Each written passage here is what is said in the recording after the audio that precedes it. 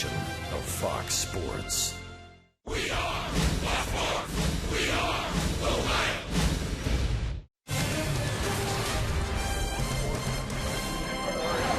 Winning run at third, nobody out. Hamilton, a broken bat flare, and the Reds have won it. They've won it. Down 5-0, and Billy Hamilton, the hero yet again. That capped off a doubleheader sweep last night for the Reds. We welcome you to All-Star Week right here on Fox Sports Ohio. Game 4 of 5 as the Chicago Cubs are in town through tomorrow. And the Reds, for the first time all year long, 6 games over 500. We check the DirecTV National League Central Division standings, where the Reds have leaped into third place. They're only 3.5 games behind the front-running Brewers. Milwaukee again will play Philadelphia tonight. The Cardinals trying to make it 3 in a row against the Pirates. Hi again, everybody. Alongside Chris Welsh and Jim Day, I'm Tom Brenneman. Delighted to have you with us for Reds baseball here on Fox Sports Ohio. It's amazing what has taken place with this ball club, Chris, compared to where they were roughly a month ago. They were a team that just made you crazy. And now all of a sudden they're making you crazy with delight. Oh, you're right about that, Tom, but they've had pitching all along. But the important thing on this chart that you see right here are these numbers at the very bottom. Their earned run average, which has been pretty consistent all year long, and what you do with runners in scoring position. Because if you don't hit with runners on base, you don't win games. And that is as simple as you can put it. They've begun to hit with runners in scoring position, and the guy leading the charge right here, Billy Hamilton. How about that batting average with runners in scoring position? The third highest in the NL. You wonder, I mean, this guy's a leadoff hitter, right? But you know what? He's driving in a lot of runs. Well, it's not only Billy Hamilton, another one of the 4 Reds All-Stars, Devin Mesoraco. Guy attacks the baseball, and you just wonder where the Reds would be this year had he not spent some time on the disabled list. 10th highest in the National League as far as runners in scoring position, batting average. He can hit for power. He's zooming it. He feels good right now. He's controlling the pitching staff behind home plate. The guy's on top of his game. A couple of right-handers tonight. A guy making only his 2nd major league start in his career, Dallas Beeler. He's a big guy, 6'5", 210-pounder. But Alfredo Simon, he's been bigger in just about every way you can think of than just about any other National League pitcher this year. Hopefully, with a good start tonight, he might be headed to the All-Star game. We'll find out that later in the week. But 7 straight quality starts for the Big Pasta. We'll see if he can continue. When we come back, pitching and defense. Jim Day's a baseball guy. He believes in pitching and defense, and Zach Kozart has provided plenty of D. That and more coming up next.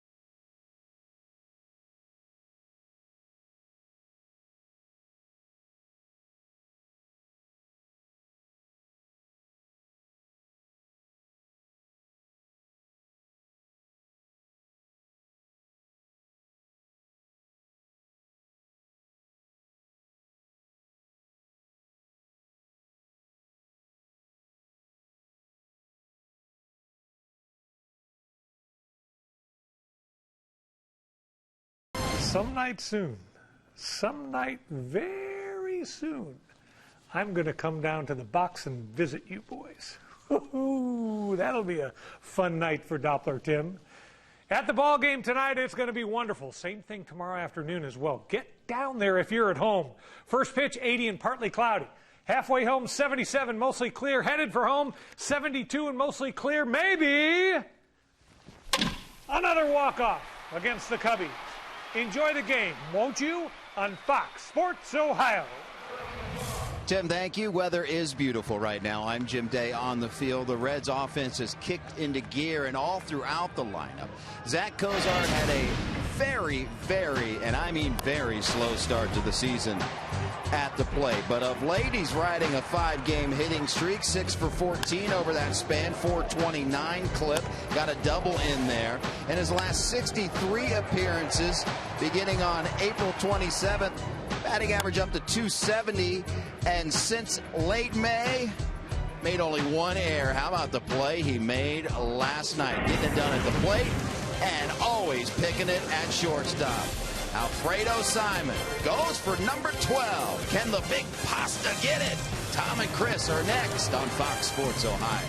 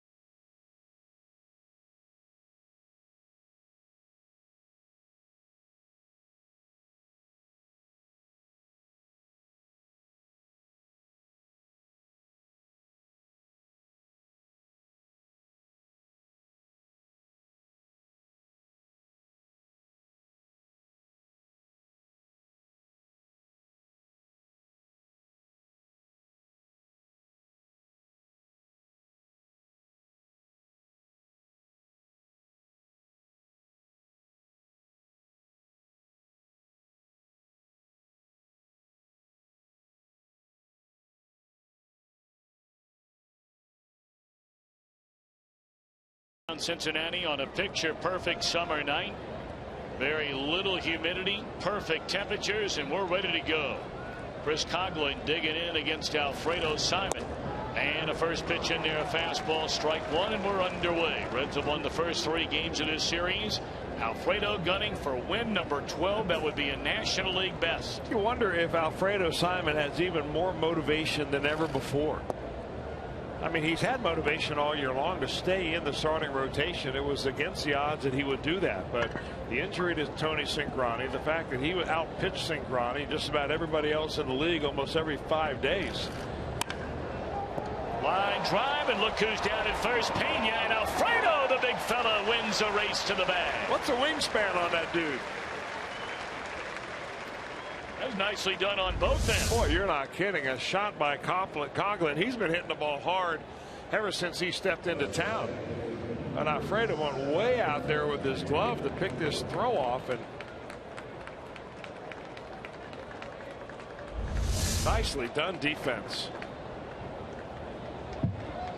And the motivation I'm talking about with Alfredo Simon is that, you know, there's going to be 3 spots opened up for the All-Star game of 3 pitchers in the National League that are scheduled to pitch on Sunday who are already named to the National League team. Well, they need substitutes. And if you're leading the league in wins, can you be denied? You know, I was talking to Rob Butcher, the Reds director of media relations, and before the game, is there a plan in place to go ahead and look into who might fill those spots? And of course, the one caveat in all that is, yes, there are 3 starters slated to pitch for their respective teams on Sunday. One of them, Johnny Cueto of the Reds. The other one, Tehran in Atlanta, and Madison Bumgarner with the Giants. But there's always a chance, of course, of a rainout of any and all games on Sunday, which then, of course, would allow all 3 of those pitchers, Chris, to be eligible to pitch in the All-Star game. I mean, the likelihood of that happening is probably slim and none. But I guess the long and short of it is they have to wait. Didn't even think about that. Of course, you are a resident weatherman. Thank you. I figure you would have a weather spin on it. That one spun in the air to the left side, and Cozart will look into the bright sunshine, and that takes care of Alcantara, just brought up from the minor leagues before the game today. Darwin Barney had to leave the club. Barney and his wife expecting the delivery of a little baby. So here's a Cub lineup brought to you by Meyer. Rizzo coming up, middle of the order, Castro, Valbuena, Ruggiano, Ryan Sweeney the nod and right. Wellington Castillo will catch Dallas Beeler. So 2 away for Simon on a total of 7 pitches. And here is Rizzo, has had a very impressive series. Rizzo and Coughlin have been the 2 best players in this series for Chicago. Reds won the opening game of this series 9-3, won both games of the doubleheader 4-2, and then the dramatic come from behind win last night, once trailing 5-0, and got the Billy Hamilton base hit in the bottom of the 9th inning to celebrate a 6-5 win. Reds have won 4 in a row overall, and they are playing their best baseball of the year, a season high 6 games over the 500 mark. 2-1 on Anthony Rizzo. You know, it looks to me like Anthony Rizzo takes the Barry Bonds approach to hitting, in as much as he stands right on top of the plate, trying to take away that inside lane to the pitcher. So anything that is in the middle of the plate is really on the inner plate to him, and anything on the outside part of the plate is right down the middle. Anything just a little bit off the plate is a pitch that would normally be a strike to him, but he's kind of skewing the strike zone because he's right on top of the plate. They're going to go right back in there on him. And he misses. There's ball 4. A 2-out walk issue to the Cub first baseman, which will keep the inning alive for the Cub shortstop, Starlin Castro. We look at the Reds on defense, presented by your Ford dealers. Schumacher in right field last night, and left field tonight. Billy in center, Jay Bruce back in right. You've already seen Pena at first. Santiago starts at third. A rare day off for Todd Frazier. Cozart and Phillips up the middle. Simon and Mesoraco the battery.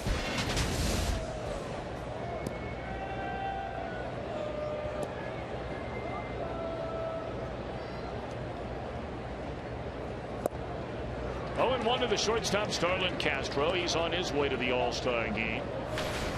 Already his 3rd, despite his youth at 24 years young.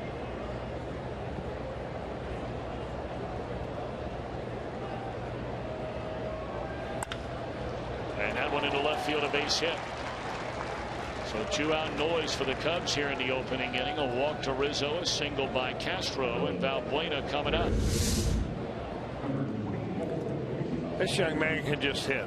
He may not hit for as much power as they thought that he would when he first came into the major leagues, but he's got a tremendous hand-eye coordination. He puts the ball in play, hits so many line drives, sprays the ball around. He may not end up at shortstop in the long run, but at 24 years old, he is a very talented hitter. Valbuena 255. He does have 5 home runs and 22 runs batted in. Alfredo ahead, strike 1. Cubs 38 wins, 51 losses. They are wrapping up a lengthy road trip. 11 days, 3 cities. And it will end tomorrow. That one getting away from Mesoraco, and he thought about going to third, but thought better of it. Castro stays put.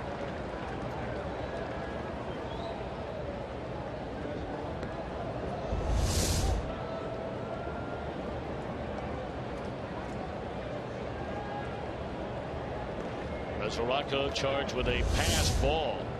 So they're on the corners now with 2 away, and it's a ball and a strike on Luis Valbuena. Pirates and the Cardinals will play later tonight. Cardinals have won the first 2 games of that series on game-ending home runs. Matt Adams and then Colton Wong last night. Breaking ball swung on and missed. That's been the great equalizer for Alfredo Simon. That curveball that he can throw into the mid-70s and then speed the bat up by throwing that, and then get the bat behind it by throwing a 95-mile-an-hour fastball. But that curveball is a very, very good pitch for him. And there it is to end the inning. A hit, 2 left. Reds are coming up against Dallas Beeler when we return.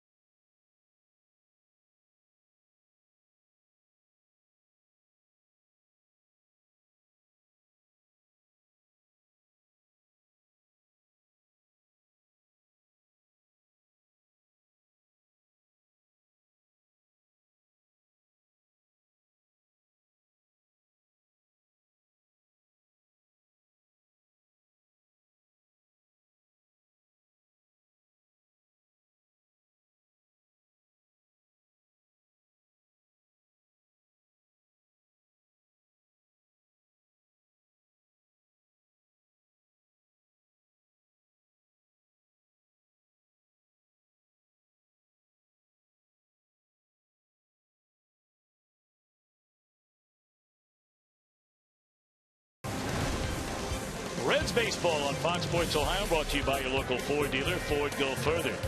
By Cincinnati USA Regional Tourism Network. Stay close to CincinnatiUSA.com. And by Skyline Chili. Feeling good. It's Skyline time. Lineup time for Brian Price, presented by Meyer. Billy Hamilton, Skip Schumacher, Brandon Phillips. Middle third of Jay Bruce, Kevin Mesoraco, and Brian Pena. Santiago's had a very nice series. Batting 7th tonight, Cozart 8th, Alfredo Simon 9th. And a native of Jenks, Oklahoma, is Dallas Beeler, making his 2nd major league start. Well, he's 25 years old. His start was earlier this year. In fact, it was on the 28th of June. And he availed himself fairly well. You see the numbers that he had down in AAA Iowa. They're in the Pacific Coast League, 5-3 on the year. He's only pitched 66 innings, so he started the year injured.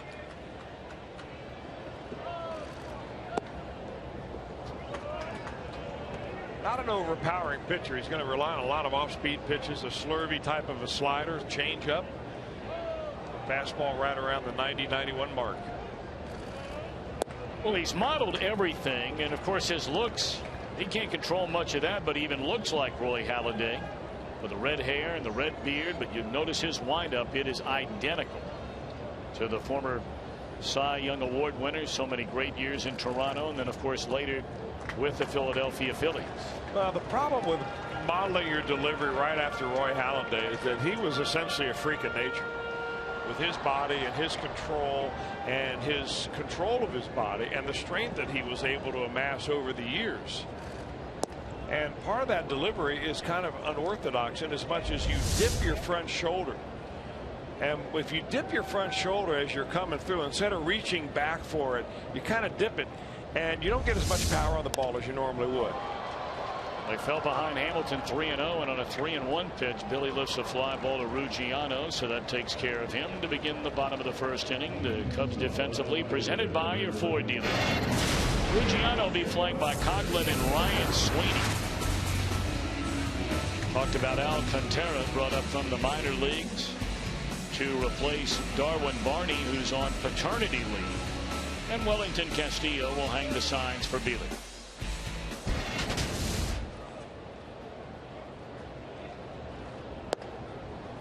Strike one on Skip Schumacher. He was a big part of that Reds come from behind win in the nightcap here last night. He got a hit to lead off the fifth inning when they were down 5-0, wound up scoring a run. He drew a walk when they were down 5-2, leading off the seventh. Wound up scoring a run when the Reds made it 5-4. The Reds would tie it in the eighth inning on a double by Bruce, and won it thanks to hits from Pena, Mesoraco, and then Billy Hamilton in the ninth. Beeler going to get it and throws out Skip for out number 2.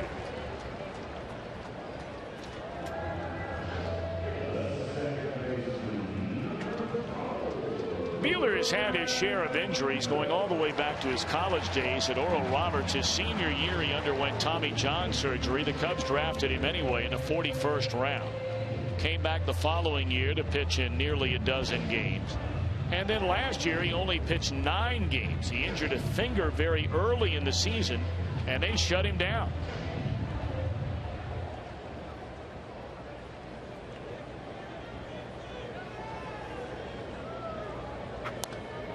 Brandon Phillips down, strike one.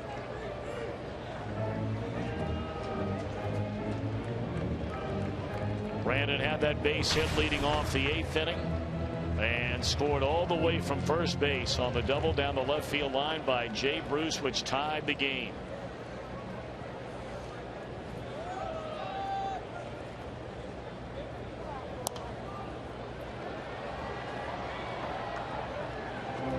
You know, you look at Hamilton, Frazier, Phillips, Bruce, Cozart. All of them played both games of the doubleheader yesterday. I'd imagine they're a little tired today. A little bit. It's a long day. Yeah, but when you're winning, you have a way to get yourself to the ballpark. In fact, you can't wait to get to the ballpark when you've had the kind of wins the Reds have had the last few days. Castro throws out Phillips, and Beeler a perfect first. End of one. We're scoreless.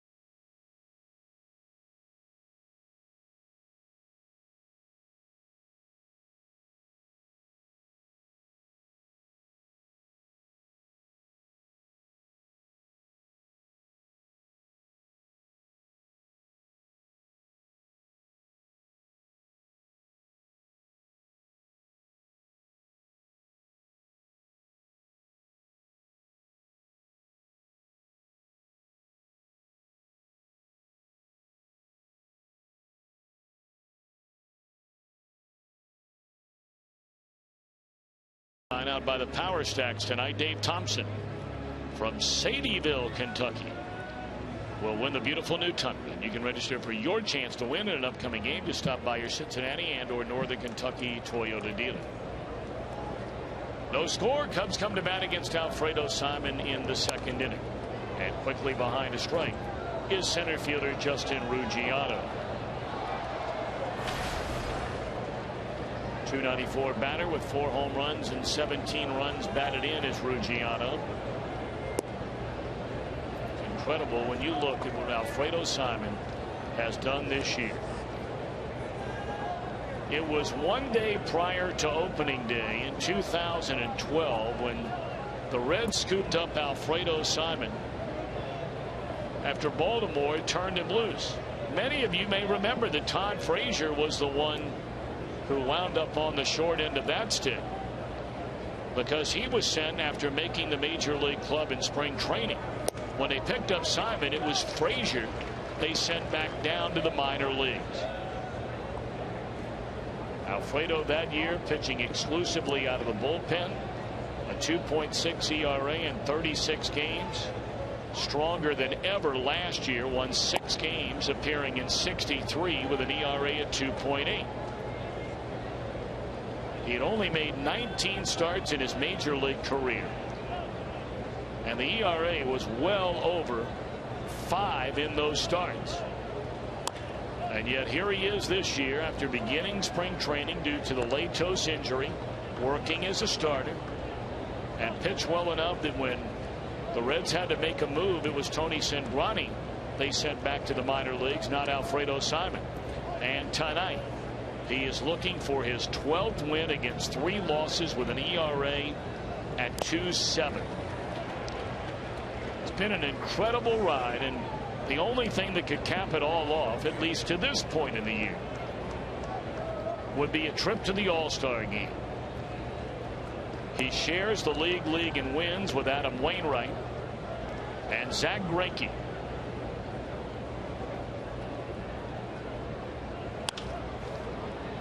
Cozart deep in the hold, cuts in loose. How about Zach Cozart? Well, Jim Day had that report on Cozart before the game today. Chris, I tell you, the more and more we watch teams in the National League, I'm not sure there's a better defensive shortstop in this league than Zach Cozart right now. I know that there were a lot of people down on him early in the year when he wasn't hitting. They're wondering if maybe they could find somebody else who could swing the bat a little bit. But his defense has always been there. He covers a lot of ground. This ball right on the money, or else you don't get your guy. The only other guy they talk about, well, that you hear a lot about. Now, Anderson Simmons, they talk a lot about him in Atlanta. Oh, he's a good player. You hear about Brandon Belt. I'm talking about defense. Brandon Crawford. Brandon Crawford, I beg your pardon. But I tell you, and we don't see the Giants every day. We don't see the Atlanta Braves every day. We don't see any other team every day except for the Reds. But it's hard to imagine that anyone has played better defensively at that position in this league than that man right there. Well, he's got a pitching staff of pitchers that really like to throw the ground ball too. So when you combine what Zach Cozart has done, and really the kind of third base that Todd Frazier has played this year for the most part, again, Gold Glove caliber, and in my opinion, the best defensive second baseman in baseball is Brandon Phillips. You've got an airtight defense out there. 3-1 on Ryan Sweeney, and that's why the Reds in part are the #1 ranked defensive team in the major leagues. But isn't that what's fun about baseball, though? I mean, because there's no way yet really to measure defense numerically. That ball driven into left center, and that ball has hit a ton. It's up against a wall, and Sweeney on a 3-1 pitch delivers a 1-out double. Alfredo just a little bit off with his command in the early part of this game. Well, it caught a lot of the plate. I guess that would be off with the command and still at the very lower edge of the strike zone. But Sweeney's a good low ball hitter. He's proved that time and time again. And I meant more along the lines that he's fallen behind a number of batters early in this game, which we have not seen Simon do all year long. He's already fallen behind 3 batters, 3-0. Yeah, you can make an argument that Alfredo Simon, if you measured over the last 2 years, Alfredo, you could say, might be the most valuable pitcher that the Reds have had. I mean, he could pitch anywhere out of the bullpen for you, and he did last year. He'd sometimes be the first guy in, eat up some innings. He might come in the 8th inning to set up for Chapman. Picked up a save last year, and this year they turned the ball over to him as a starter, and he's won 11 games. And he can pitch every day. You talk about a guy with the proverbial rubber arm.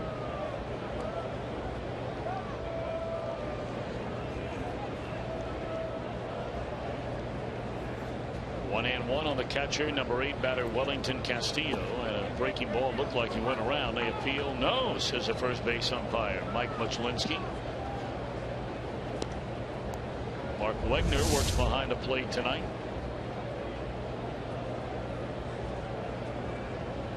Mike Winter's the umpire at second, and Andy Fletcher works at third.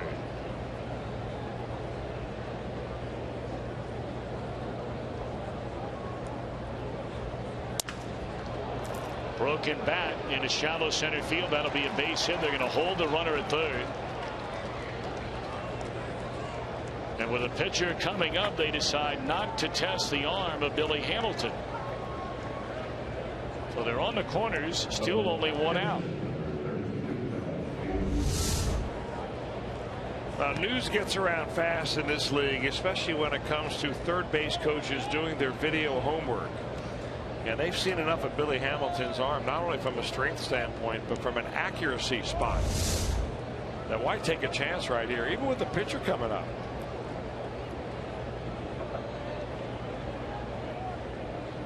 I mean, that would be a time, if you're going to take a chance, that would be the time you take your shot.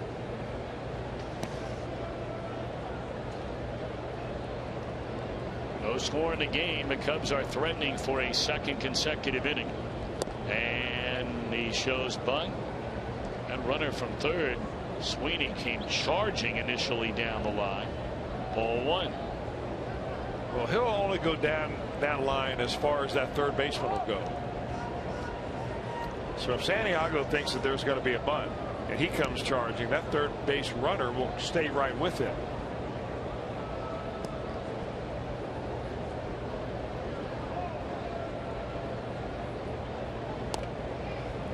And it's bunted foul.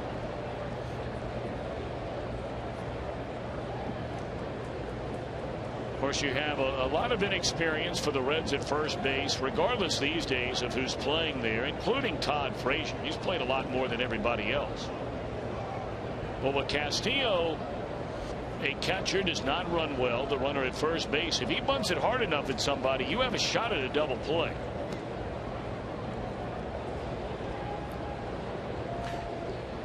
It'll be interesting to see what he throws here, you know, because there's a real divided opinion on what is the hardest pitch to bunt, a high fastball or a good curveball.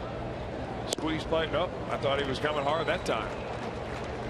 That time he threw the fastball by him.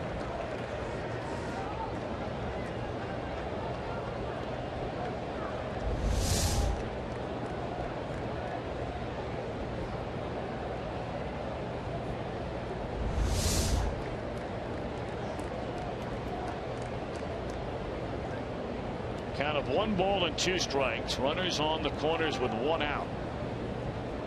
And Alfredo the pause, and now coming to the plate.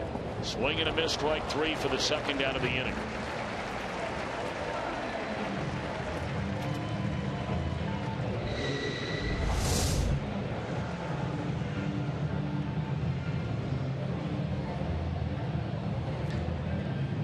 There's a release on that breaking ball. I think that's more of a slider than it is a curveball, or maybe just a hard curve, but he bounces in the dirt and gets a key strikeout there.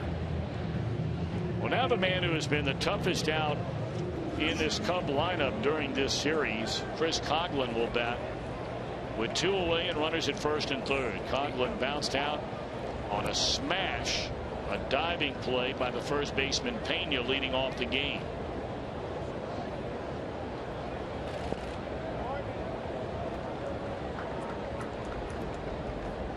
Coghlan has had a fabulous road trip. He's hit .452, 14 hits and 31 at bats, 2 home runs, 4 doubles, 6 batted in, has walked 3 times and scored 10 runs. That is doing it.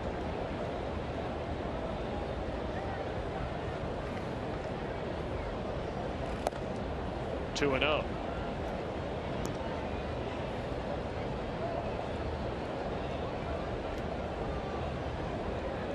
Be interesting to see how the next pitch or two plays out in this at bat. You've got the hottest hitter in the Cub lineup at the plate, and you have a guy just brought up from the minor leagues standing in the on-deck circle. That went off the outside corner to go to 3-0, and you do have one base to play with.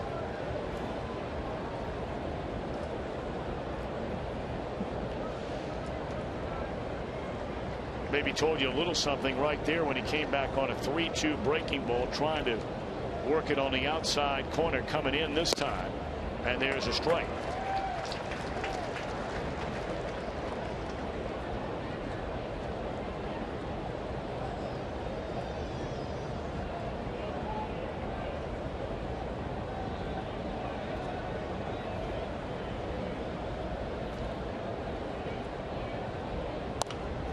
Came right after him with another pitch in the strike zone, and now it's 3 balls and 2 strikes on Coghlan.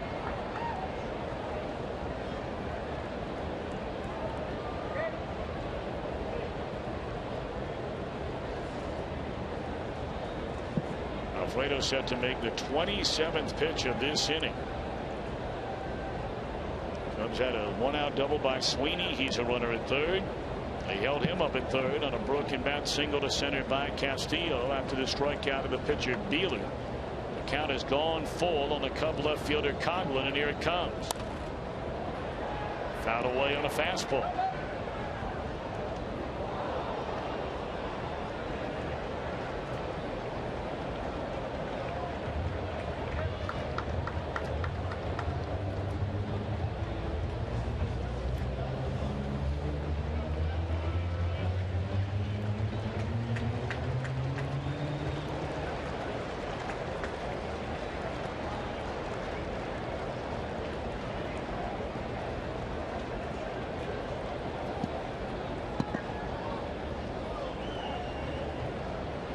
Balls, 2 strikes, and again Simon to the plate, and a ground ball back up through the middle. The force play will take care of things in the inning. Second straight inning, the Cubs strand a pair.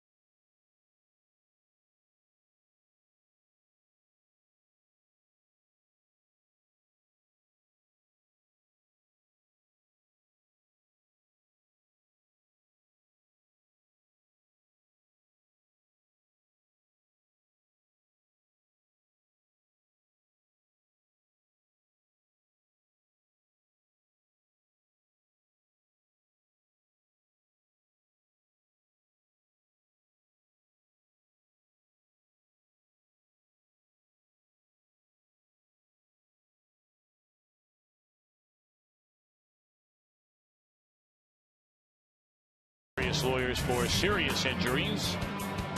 Call 1-800-ELK-OHIO. The Reds inside the National League Central this year. They are unbeaten against Milwaukee, the Pirates, and the Cubs with 1 split. That was a 2-game series against Chicago. But they are winless in 3 series. Of course, 2 of those were the first 10 days of the year against the St. Louis Cardinals. And they'll have 3 more series against everybody else. Actually, only 2 more now against the Cubs, this being the 4 series played, and you play 6 series against every team in your division. Pirates will be in town, of course, beginning on Friday night. That'll be a Friday night game, Saturday night game, Sunday afternoon game. The All-Star break hits. The Reds will start things in the Bronx against the Yankees a week from Friday, and then go to Milwaukee for 3 games. Ball 1 to Jay Bruce from right-hander Dallas Beeler. Jay at .233, 10 home runs, 40 runs batted in. He had homered in 3 consecutive games before the nightcap here last night, but that did not keep him from still contributing to a winning game. He knocked in 2 runs, including that double in the bottom of the 8th inning, which tied the game.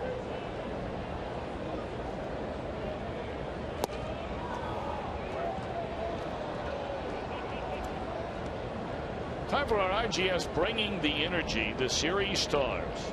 Bruce along with Hamilton for the Reds, and we talked about Coghlan and what he has done for Chicago. 3-1 on Jay Bruce.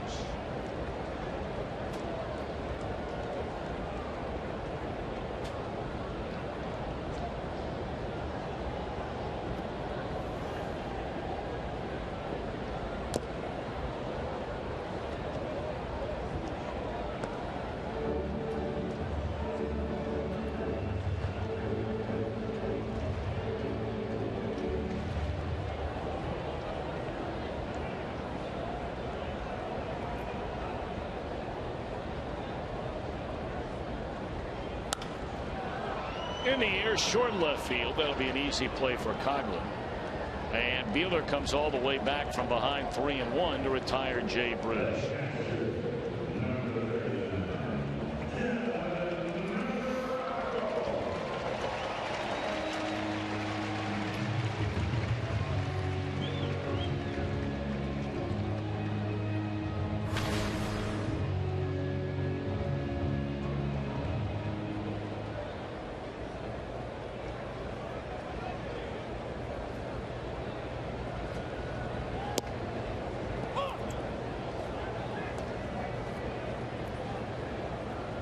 Devin Mesoraco and a strike.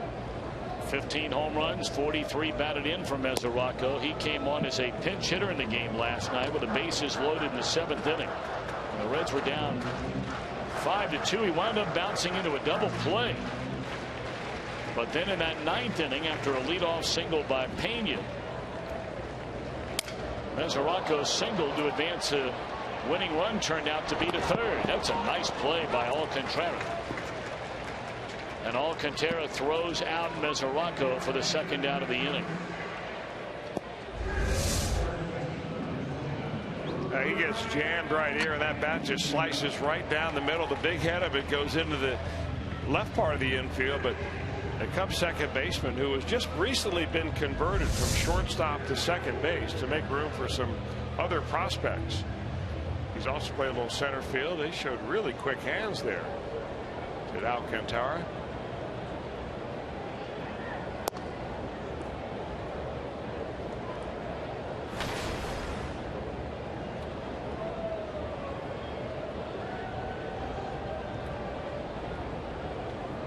So at 2 away, here's Brian Pena, the Reds' first baseman tonight. I'm sure he'll be behind the plate tomorrow afternoon when this series concludes. 5 games in 4 days. Homer Bailey will be on the mound tomorrow against Kyle Hendricks, who will be making his major league debut. 2-1 to Pena.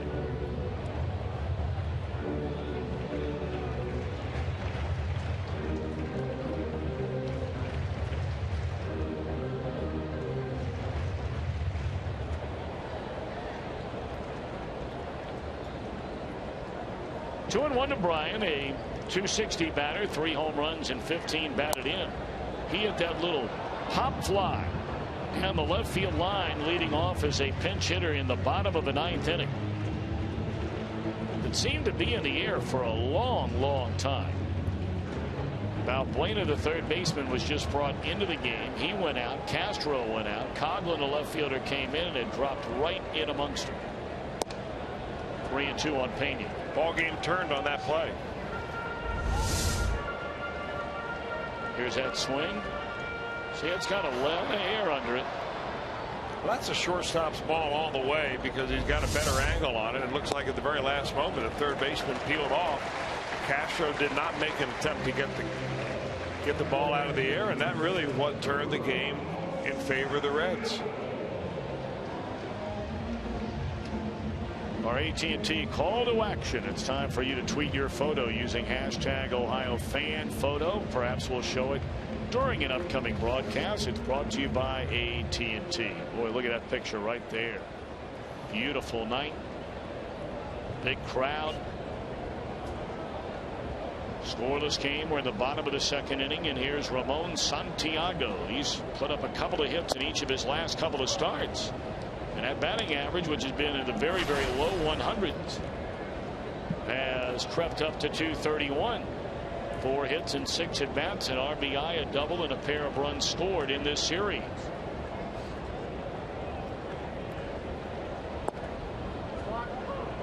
Oh, and 2 to Ramon Santiago.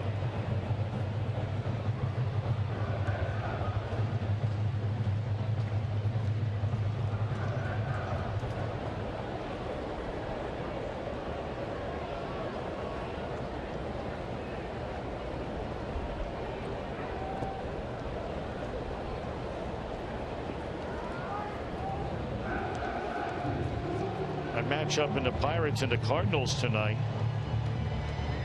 as Compton against Lynn. And in Milwaukee, Hernandez 3-8 against Kyle Loesch. 9-3 for Milwaukee. Both those games will be starting in a little less than a half hour from now. Santiago drives one in the right center field gap, and it will go to the wall. And the beat goes on for Santiago. He'll wave around Pena, and he will score, throw into third, and Santiago is out. But an RBI double by Ramon Santiago, his 5th hit of this series, has given the Reds a 1-0 lead.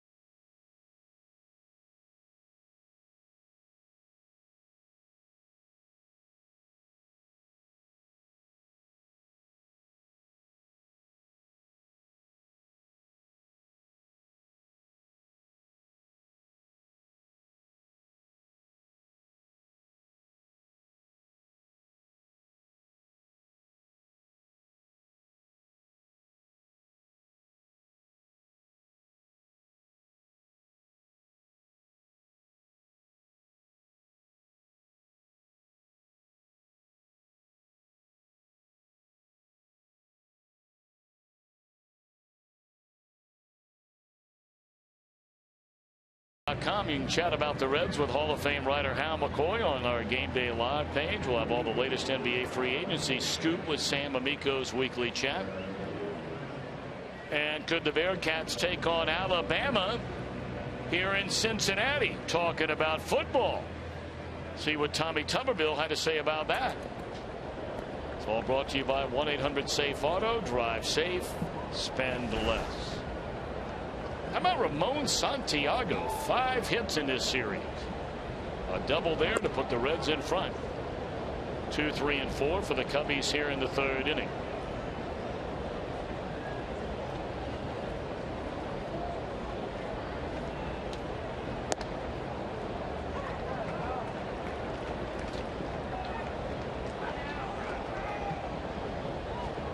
Arismendi Alcantara. What a year he was having this year in the minor leagues for the Cubs.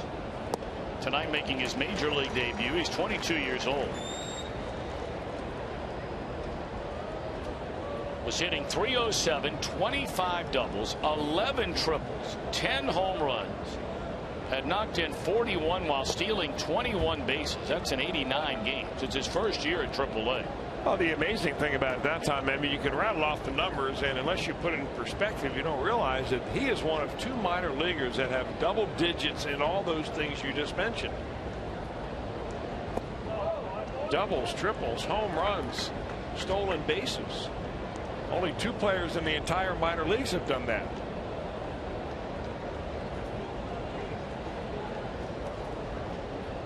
His 46 extra base hits ranked tied for 9th in all of minor league baseball, regardless of what level you're talking about. Was named to the Pacific Coast League All-Star team. Slapped down to Santiago. 1 out.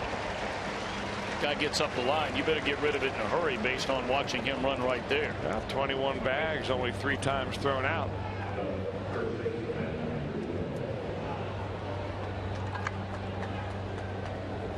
You know, he's not even considered one of the quote-unquote core 4.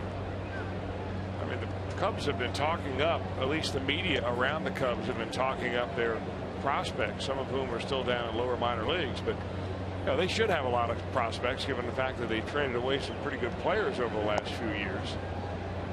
But he's one that they say is kind of under the radar. I like the looks of him already.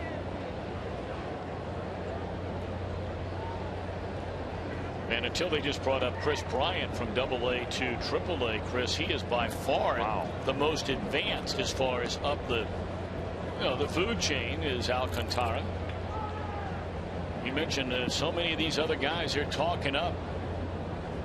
I mean, a couple of them are in single A ball. There's a high towering fly ball to right field, and Rizzo has homered to tie this game. Boy, he's had a big time series.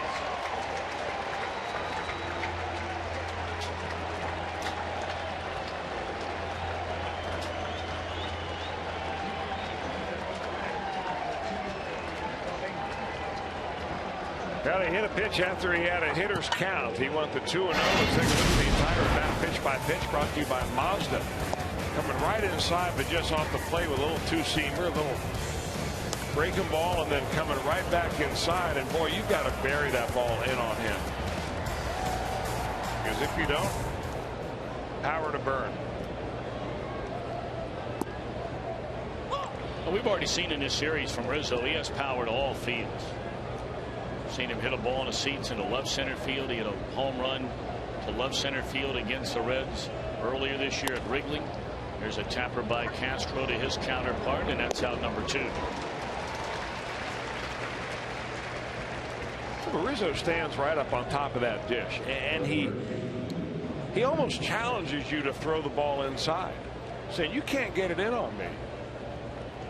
What he really wants is that ball in the outer corner. He can hit that ball into the river. Big, strong kid.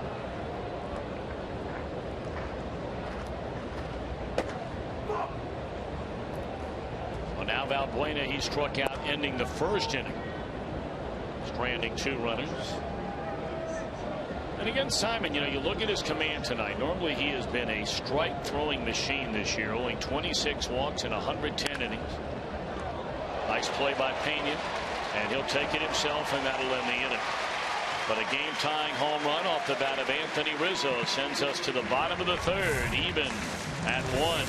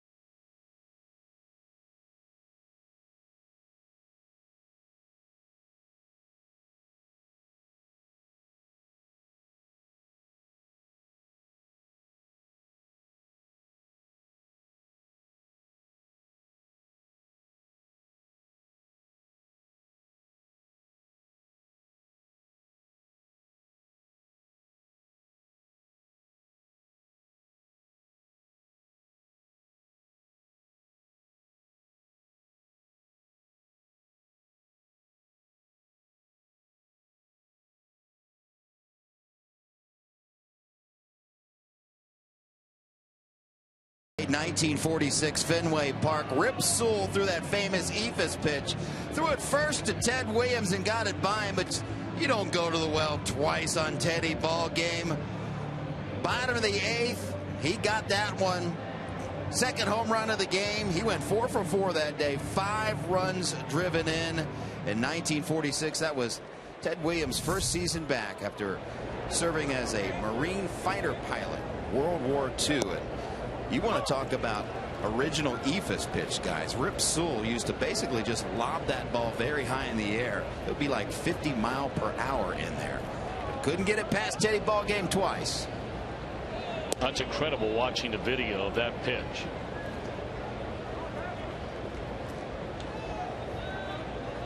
All right, Jim, thank you. We're tied at 1. Reds back here in the last of the 3rd inning against rookie Dallas Beeler. They issued a 2-out walk to Pena in the 2nd inning. First Reds base runner of the game, and then he got ahead 2 strikes on Ramon Santiago before Santiago drove one to right center, knocking in Pena from first base. Behind the bag, Alcantara. Strong throw to get Cozart one away. Well, of course, the countdown is on. We're 6 days away from Tuesday, July the 15th. Major League Baseball's All-Star Game. Our special coverage begins on Fox Sports 1. That'll begin at 4:30 Eastern Time. Followed by the All-Star Game coverage. That'll be over on Fox at 7:30 Eastern Time. 4 Reds will be there. The question is, will Alfredo Simon be added to that list? And if you weren't with us earlier, we know that 3 pitchers are scheduled to pitch in games on Sunday, including his teammate Johnny Cueto. And by rule, pitchers that start that game on Sunday are unavailable to pitch in the All-Star Game. And they can go hang out and do all the things that an All-Star has earned to do. Put on the uniform, hang out in the clubhouse, and various functions, watch the home run derby. Pick up their All-Star bonus. Indeed. For some, if not most, Tapper back to the mound. But they're going to have to fill those spots. And I don't know about you, Chris. I haven't paid maybe close enough attention to some of the other guys around the league, but it would be hard to imagine there would be one pitcher that would be more deserving of being named to that All-Star team than Alfredo Simon. I couldn't agree more. The only other guy that stunned me that was left off the team besides Simon was Houston Street, the closer for the Padres. He's not blown a save all year long. Tim Hudson, one of those pitchers deserving. I'm sure you could probably make a list of a half a dozen or so, but the wins jump out at you with Alfredo Simon. And plus the human interest story there, although at the All-Star Game they don't care much about that. And it'd be one thing if he was 11-3 with, say, an ERA of 3.7, rather than 2.7. But 2.7 is a different cat altogether. You're talking about ranking in the top 10 in the league in that category. 2-1 to Billy Hamilton with 2 away and nobody on. Hamilton went to a 3-0 count, then a 3-1 count leading off the game before he had a fly ball to the center fielder Ruggiano. Started 2, laid off. Strike 2.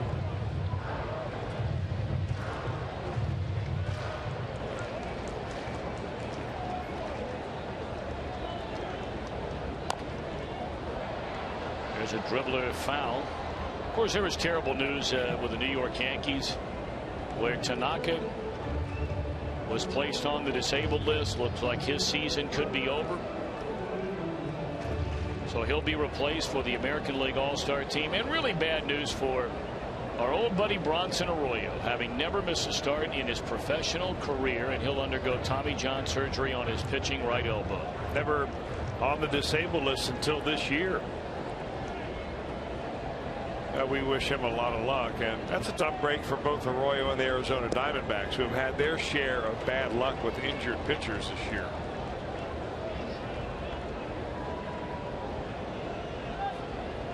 But you got to figure if Arroyo, what is he, 36 now? I mean, he comes back, he'll be 37. Takes about a year to come back from Tommy John surgery. He might be good for another 10 years. He might be. Nothing with that guy would surprise me.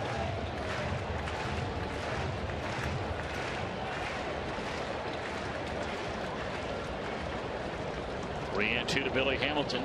And there's ball four. He draws a 2-out walk. Hamilton, 37 stolen bases, has been thrown out 12 times.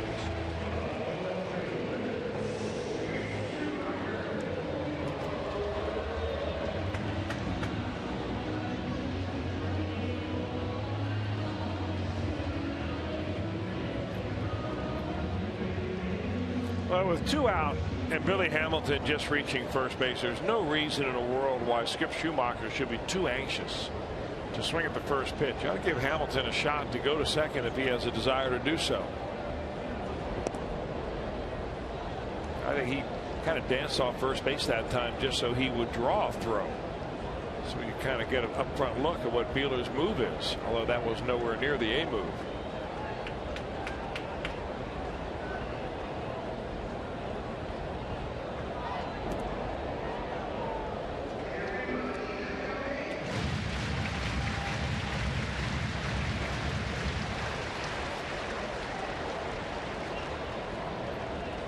Hamilton is closing fast on D. Gordon, the National League leader in stolen bases. He's only 5 behind him.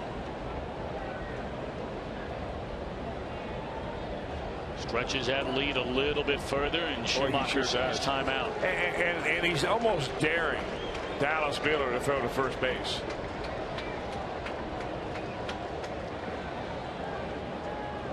He's that far do I have to get off the bag before he throws over here?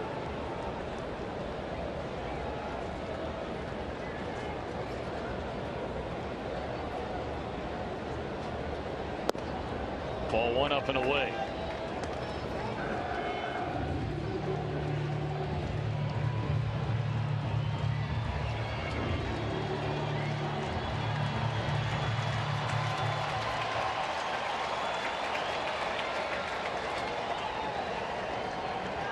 There he goes. Pitch taken. And the throw is right on the money, and he's easily thrown out by Castillo. 13th time Hamilton's been thrown out. End of 3, a 1-1 game.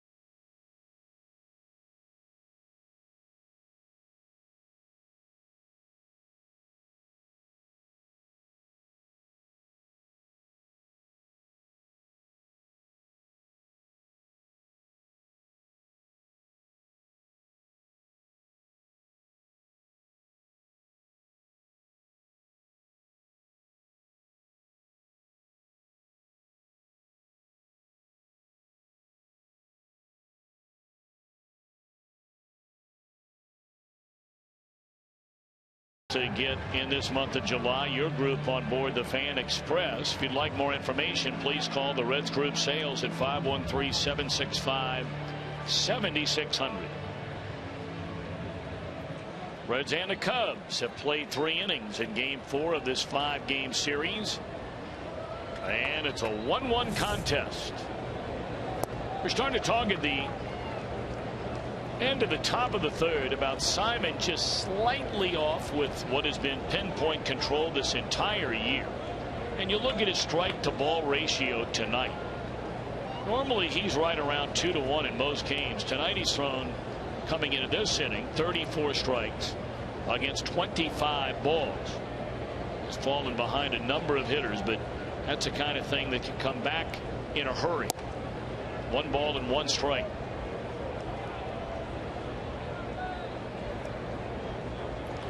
Simon has only thrown a first pitch strike to 7 of the first 15 batters he has faced in the game so far tonight. 1-2.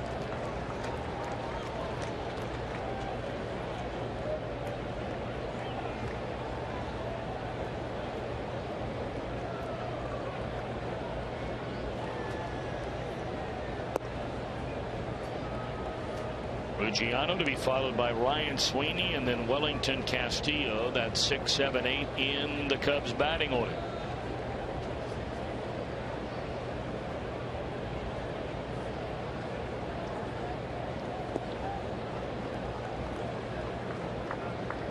Simon got ahead 1-2, and now the count is full on Ruggiano.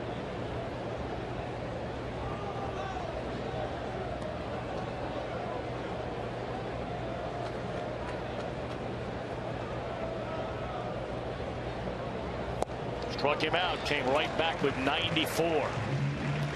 And that's strikeout number 3 tonight for Alfredo Simon.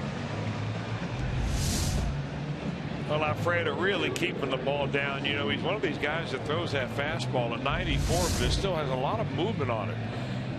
And what makes him real interesting, I mean, he's 33 years old, so you've seen him around. Scouts have seen him forever, but he's a big body guy, but he's got kind of a short arm swing. He gets that arm up behind his ear very quickly.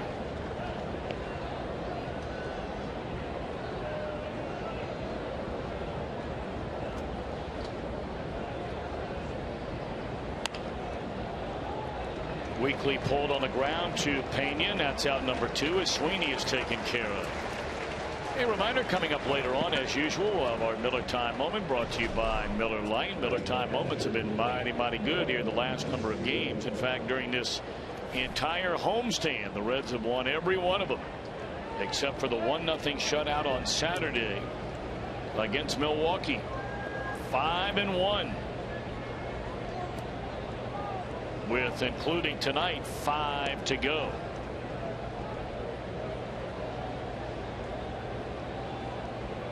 Wellington Castillo looks at a fastball strike. He had a broken bat single to center field with a runner at second base his only time up. They held up that runner, and that run wound up being stranded at third base when the inning came to an end. Beautiful breaking ball by Simon. Been much sharper in this inning.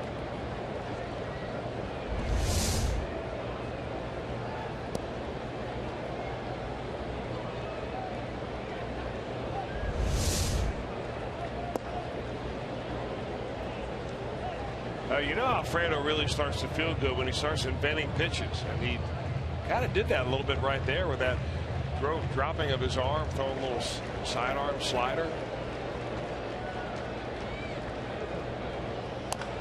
I guess you can only watch Bronson Arroyo as a teammates for so long before you start doing the same thing, experimenting a little bit.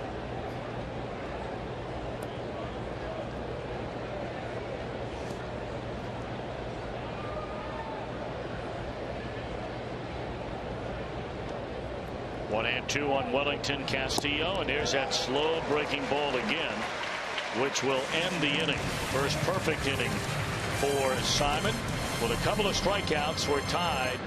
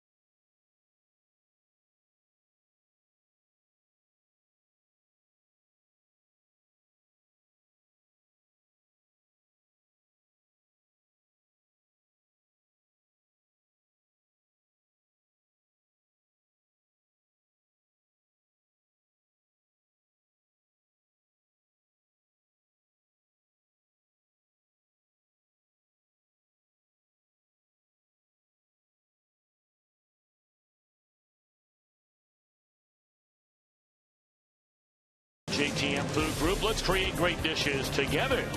My Toyota. For over 30 Toyota offers, visit buyatoyota.com. And by B-Dubs. Kick off your afternoon at B-Dubs with the best seats outside of Brazil this summer.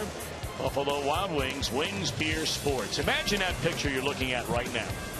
With all the unbelievable work they have done along the banks here in downtown Cincinnati, and even more to come, with a second phase of that already underway in the process of undergoing construction. What that is going to look like roughly this time next year. I mean, the park areas they have down there now, along with the restaurants and the bars, nightlife and everything else going on, it is going to be a spectacular venue for Major League Baseball's All-Star Game next July, right here at Great American Ballpark. Number of brand new hotels opening downtown. I know one of them's opening this month, a couple of more on the way. I don't know what the hotel was, doesn't make any difference, but when the San Francisco Giants were in town, they're talking about the tour they went on of the place they will stay when they come next year. And the 2 or 3 guys we talked to about it said it might be the best hotel in the league next year. That's saying something. There are a lot of best hotels in this National League. 2-1 to Skip Schumacher.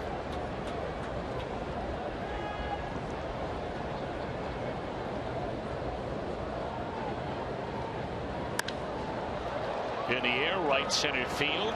Ruggiano got a good jump on it, and that's out number 1. Well, Tom, you mentioned early on that the Cubs pitcher tonight, Dallas Beeler, has always tried to model his delivery after Roy Halladay. And Beeler on the right, Halladay on the left, very similar. Both big guys. I think they're about the same size. Beeler is 6 feet 5 inches tall. Maybe doesn't weigh as much as Halladay did in his prime, but Halladay lived and died by that hard sinking fastball that he at times would throw in the mid-90s. Beeler has never gotten quite that strong with his fastball, but you can see the similarities in deliveries.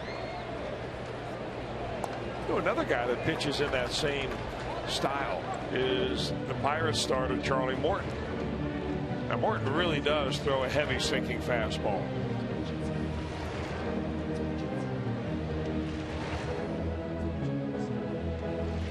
Well, then the Reds are just getting warmed up tonight because they're going to see Charlie Morton over the weekend.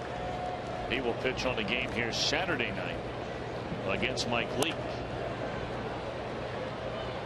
He threw a brilliant game. Got locked up, I believe, with Adam Wainwright a couple of nights ago, and both of them threw blanks in that one before the Cardinals finally won in the bottom of the 9th inning against a Pirate bullpen.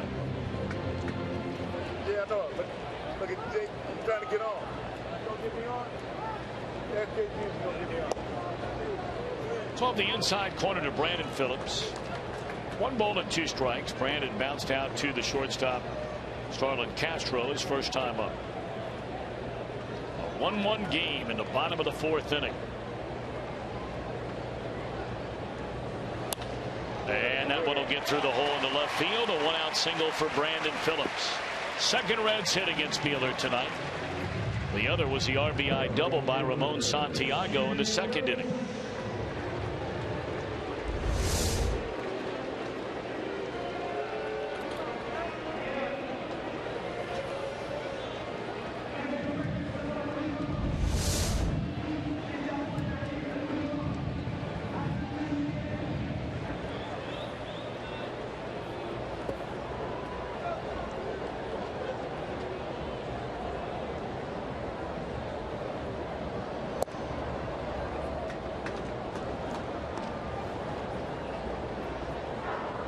We're talking about Jay Bruce homering in 3 consecutive games before the nightcap last night.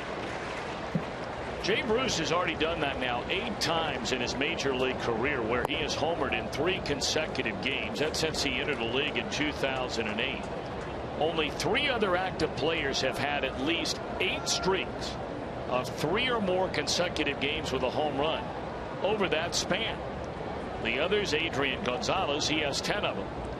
Troy Tulowitzki has 8 of them, and Edwin Encarnacion has 9 of them. Edwin He went down with an injury the other day. He may be out anywhere up to a month, 2 to 4 weeks with a quad strain injury.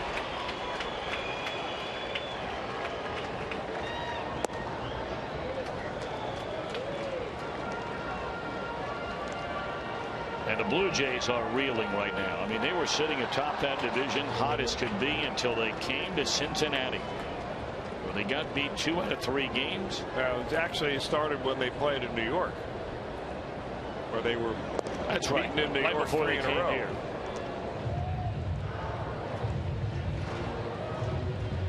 They are now 2.5 behind the red-hot Baltimore Orioles, who sit atop the American League East. Baltimore trailing Washington tonight in the 4th inning 4-1, and there's ball 4 to Jay Bruce.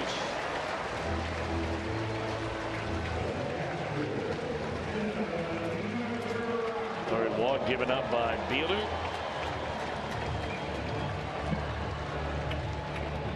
And now the Reds looking to try and break this 1-1 tie with Devin Mesoraco coming up.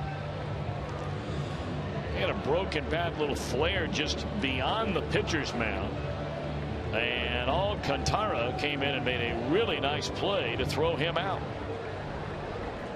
But now you put runners on base, and if you weren't with us from the very start of our game coverage tonight, Mesoraco has been among the best in the league batting with runners in scoring position. A batting average of .333, 31 of his 43 runs batted in these situations. Well, I think one of the reasons for that is that he's got great play coverage, and you get more strikes when runners are in scoring position because there's nowhere to put runners oftentimes. So pitcher's got to come right after you. And because he sees the ball well, I mean, when he makes outs, he normally gets himself out by chasing pitches out of the zone. But when you can shrink that strike zone down, and pitchers automatically do that for you with runners on base.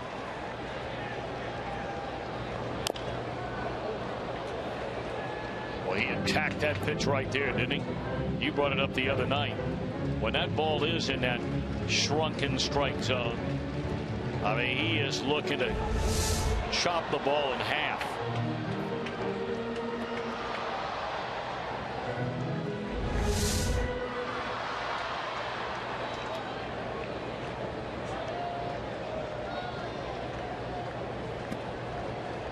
And 1 to Mesoraco. Phillips and Bruce aboard, and that one's off the inside corner. 2-1.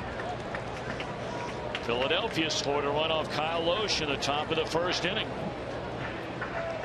And a 1-0 Philadelphia lead, still batting in the opening frame. 2-1.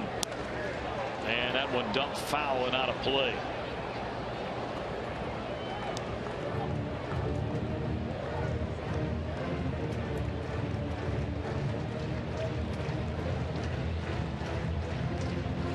They're also just underway in St. Louis, with the Pirates batting in the top of the 1st inning against Lance Lynn.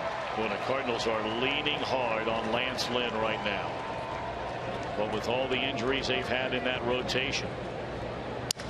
Broken bat again, 2nd time he sawed off Mesoraco tonight. 2 away in the inning.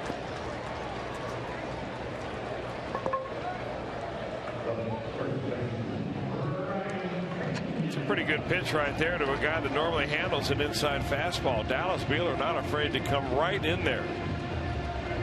Young man, as you said, Tom, was raised in Jenks, Oklahoma. And he runs that little 2-seamer. It goes right in off the trademark. There have been a lot of great football players that have come out of that high school, Jenks, Oklahoma. Well, like his brother, who played the NFL. Chase Beeler. The center for a couple of years, played for San Francisco 49ers and also played for the Philadelphia Eagles.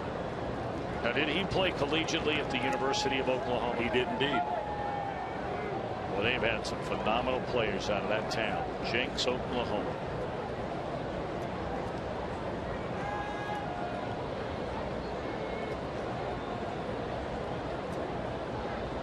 And from what I read and hear, that the pitcher Dallas Beeler was quite a very fine wide receiver in his day at Jenks High School. So you might say that, you know, with the loss of Jeff Samardzija, now they have another one. The Cubs brought in, you know, a replacement for their flag football team, as well as a guy for their starting rotation. Man, that's Samardzija. What a football player he was. Man, that guy was so good. 1-2 now on Brian Pena.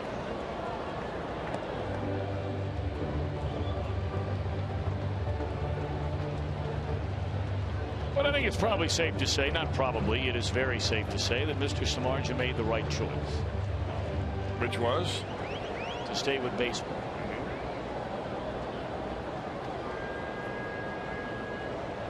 I'll credit Joe Luckham, but I heard that he mentioned to me that word is that the Oakland A's have the best receiver in the Oakland area. There are a lot of Raider fans that would concur with that. Swung on and fouled out of play off to the third base side. 1-2 on Pena.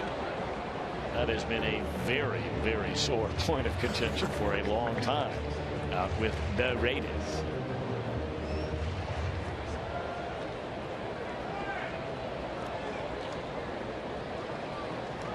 Reds are looking for Pena to deliver a 2-out hit.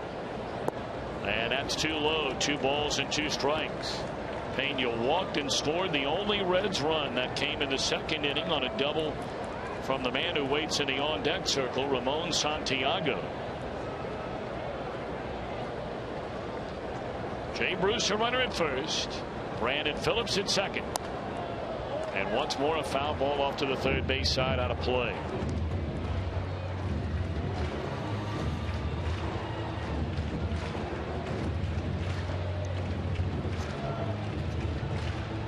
Well, what a beautiful weather night on this Wednesday night, July the 9th in Cincinnati.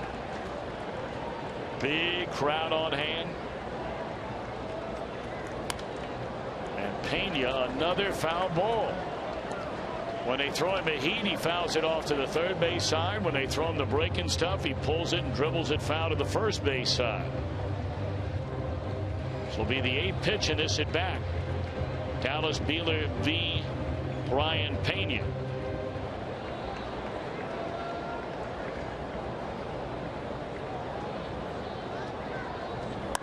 And a sinking liner into center, but it stays up long enough for Ruggiano.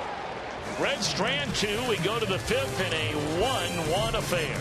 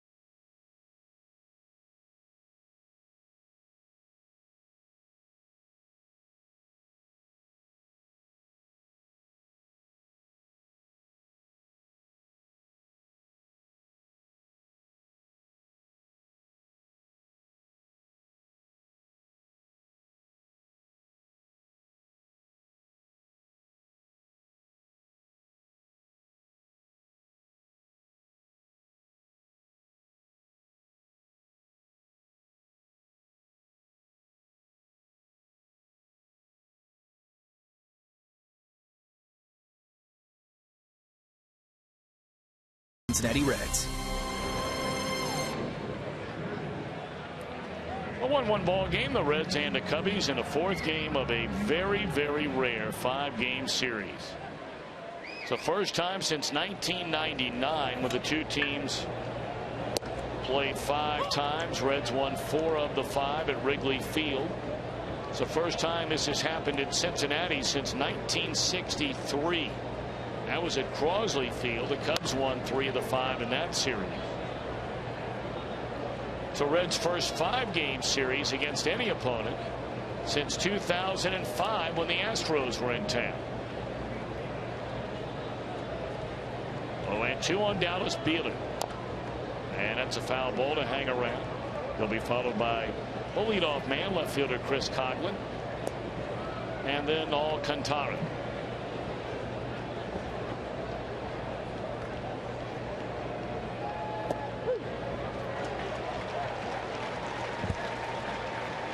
Simon has fanned out 3 of the last 4 Cub batters. He's retired 6 in a row. Major League Baseball's All-Star Game. The National League's best against the American League's best. That'll be Tuesday night, July the 15th on Fox. Game coverage getting underway at 7:30. And better than 3 hours of pregame show coverage starting at 4:30 on Fox Sports 1.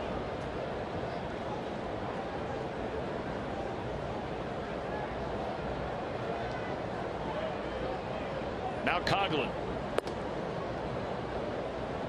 Had a hit taken away on a diving stab by Pena leading off the game in the first inning, and he was a big out for Alfredo with 2 on in the second, bouncing into a fielder's choice on a ground ball to Brandon Phillips, and a high 1-hopper. Easier time this time for Pena.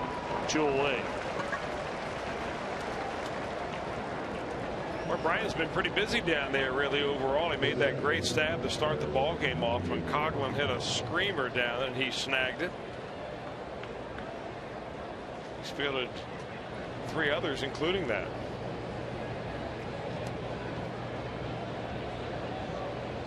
You know what I like about him when he plays first base? He takes the whole play himself whenever he can. Yep. Some first basemen, you know, they field the ball and then they stand there and they wait for the pitcher to field to come on over. And anytime you exchange the ball back and forth, you have a chance of somebody dropping the ball. Brian takes that ball the old-fashioned way and runs right across the bag and almost challenges the runner to run him over. Remember, Sean Casey used to do that all the time. Fast runner coming down the line. Here comes big burly Casey across the bag, and the guy's got a decision to make. Do you pull up a half a step and let him beat you, or do you rush and risk a collision? I never saw anybody run into Casey. So maybe the league is smarter than I thought. It's a guy, Casey. Every time we see him now, he talks about getting up at 4:30 in the morning with a handful of his buddies in there in Pittsburgh, and they're working out and throwing around truck tires. Yeah, they're doing that Navy SEAL workout, right? Aren't they? I don't know, whatever it is. That's big boys workout.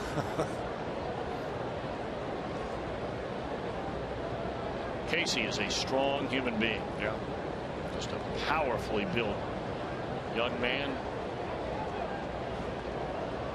One of the all-time great Cincinnati Reds, no doubt about that. Alcantara, swing and a miss. And Alfredo Simon now starting to get on a roll. 8 in a row retired by the big man.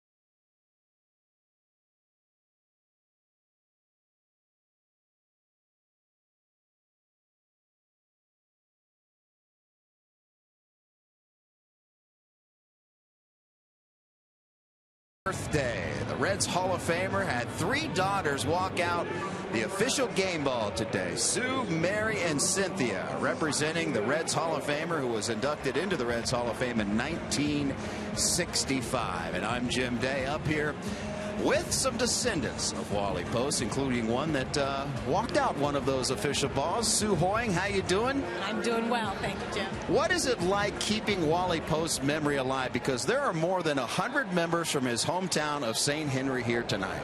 We have a lot of family, and that they all do their part in keeping his memory alive. And we have a great guy, Randy Evers, started the Hall of Fame chapter in Dad's memory in St. Henry and Mercer County, and he did a wonderful job in promoting it and bringing a crew here, and we're so humbled by how many people came out and honored Dad today, really. What is it like growing up being the daughter of Wally Post here in Reds country? He was just our dad. Yeah. He really was. I mean, somebody asked me how many games we got to as kids, and we really didn't go to many games. My brother did, but we girls didn't. We just played and had a good time and enjoyed our dad. He was just Dad. Just Dad. There you go. Well, it's nice seeing you once again. And by the way, if you recognize the last name Hoying, especially you Ohio State Buckeye fans, remember this guy? He's Bobby Hoying, the son of Sue, as Cozart sends one out there, and it's going to find some green for a single. Bobby Hoying, the former Ohio State, former NFL quarterback, and grandson of Wally Post. How are you doing? Doing great. Great. Good to see you again after all these years. After all these years, and I can't believe that I used to cover you at Ohio State, and I did not know you were the grandson of Wally Post. I know. It's awesome. It was a great thing for me growing up in St. Henry. To have him as my grandpa was something special growing up. So it was a very special night for all of us, the Post extended family and everybody from St. Henry coming up for the game. Update us real quick. What are you doing nowadays? We do real estate company development down in Columbus, and get a chance to work with my dad and my brother, my sister. So it's and a big group of great team members with Crawford Hoying as our company. Awesome. It's great seeing you, and even covered you in high school when he was at St. Henry High School. So appreciate it. Nice seeing you guys. Tom and Chris, the memory of Wally Post still alive and strong. Well, you're not lying. You know what a lot of people may not remember about Wally Post? When he first broke into professional baseball, he was a minor league pitcher in 1946. 3 years later, they converted him into an outfielder, and that year, the year he made the move, he wound up making his major league debut. Boy, nice to see Bobby Hoying again as well. He had an outstanding career. Former first team All Big Ten quarterback for the Buckeyes. Those are the numbers for Wally Post, a Reds Hall of Fame inductee. Sadly died so young, just 52 years old. 15 years in the major league. And look who's doing it with a runner in scoring position again. Run, Billy, run! He's on his way to third. Would they send it? The answer is no. They're going to hold him. Oh, he wanted to go. He wanted to go. The fans wanted him to go.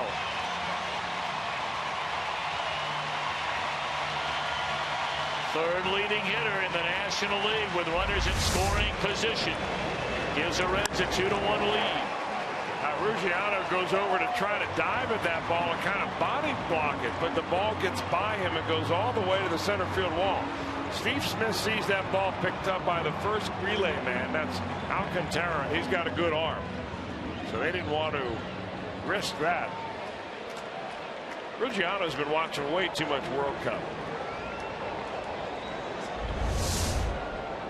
That is his 6th triple this year for Billy Hamilton. He just cruises into third. You know he's saying to Steve Smith right now, man, why'd you do that? And Steve looks at him and says, why'd you make me do it?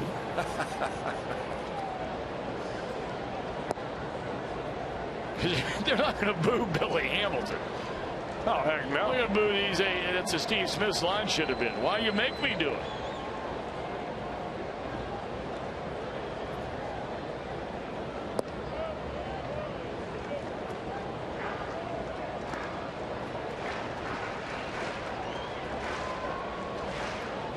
Take a look at that. Since 1974.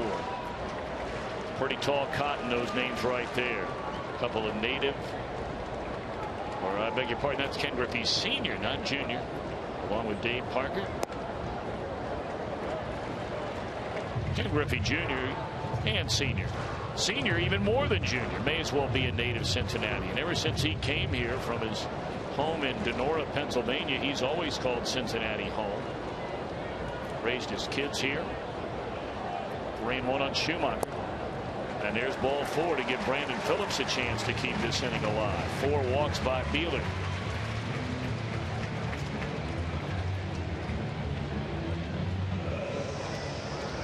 Well, the first time through the batting order, the Reds had 1 run and 1 hit. The second time through the batting order, they had 1 run, 2 hits, 2 walks. And here now we're starting the third time through the batting order. And Hamilton and Schumacher have both reached base against Dallas Beeler. Now, the Reds really still have not had all that many opportunities. They've only stranded 2 runners on base.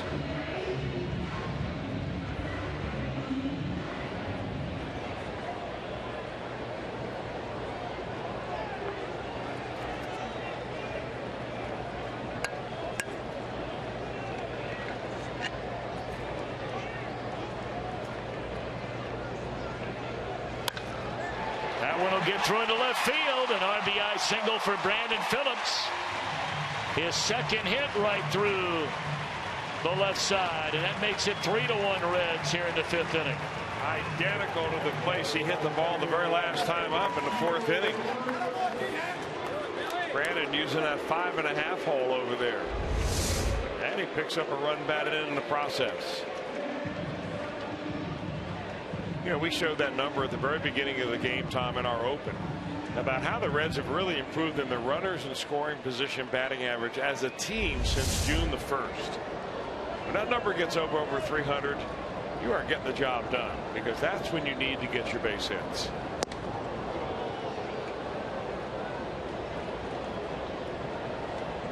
I mean, people were amazed last year with the numbers that the St. Louis Cardinals put up with runners in scoring position. That's why they were reeling off those wins. 330. And they led the National League in runs scored by almost 90 runs last year.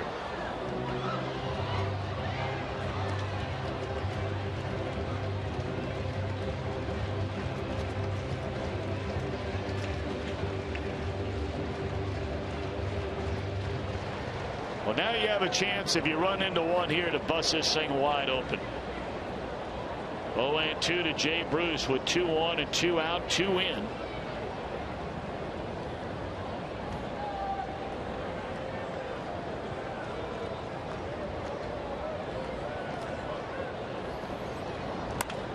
And that will sneak into right field to hit.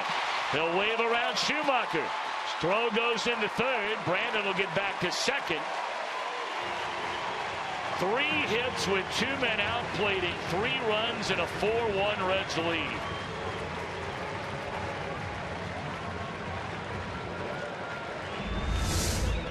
Now the Reds are finding the holes with their hard hit ground balls. Instead of being right at somebody like so many times they can be, that ball finds a hole just like Brandon Phillips does. Reds are in that kind of a roll right now where things are kind of falling their way. Feeling good about each other, feeling good about the ball club, the way they're going. Coming into the ballpark every day, seeing the stat sheet, looking at the standings, making ground up on the Milwaukee Brewers, who have lost 3 games in a row. Of course, the Reds win 4 in a row, and now all of a sudden you really start making up some ground. 3.5 is what they are coming into tonight's ball game.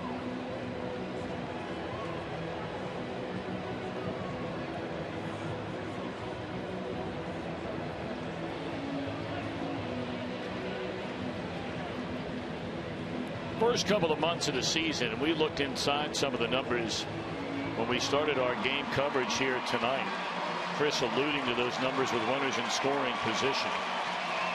Really, on almost every week, the first 2+ months of the year,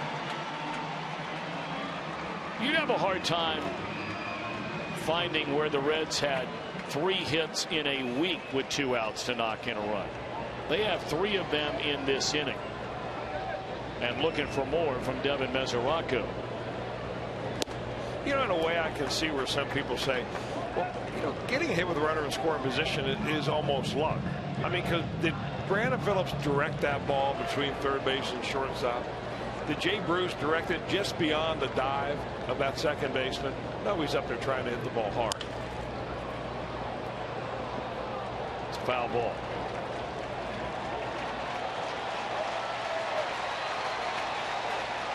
And it is the third base umpire's call because it is beyond the third base bag.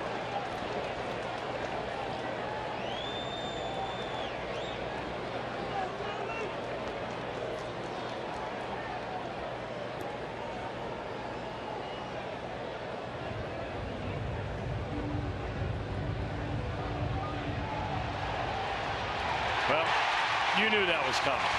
You could see that coming from the second he walked out of the dugout.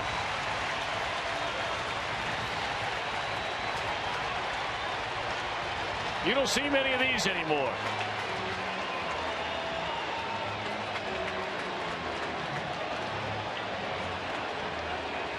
I think what he's saying to Andy Fletcher is that you were screened out by the third baseman and he was right in front of you, and how can you make that call?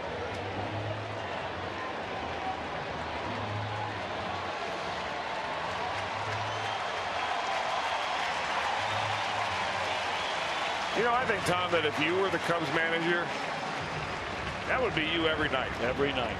Mark it down. I mean, for a guy that can get kicked out of a New York cab, it'd be easy to get kicked out of a ball game. Well, you know, you always have to go back to the well of the dated material. Foul ball. I think Valbuena, he doesn't think because he may have been in fair territory when he gloved it that it was fair. He couldn't think that, could he?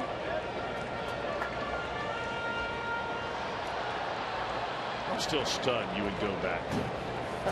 Such old news. One of the more memorable moments.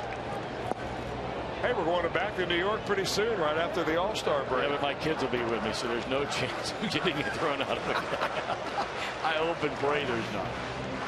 Well, send Paula in the cab with the kids. Just for old time's sake. You can ride in the other. 2-2. Full count now on Mesoraco. You should be ashamed. I'm sorry. I take really that back. All of it.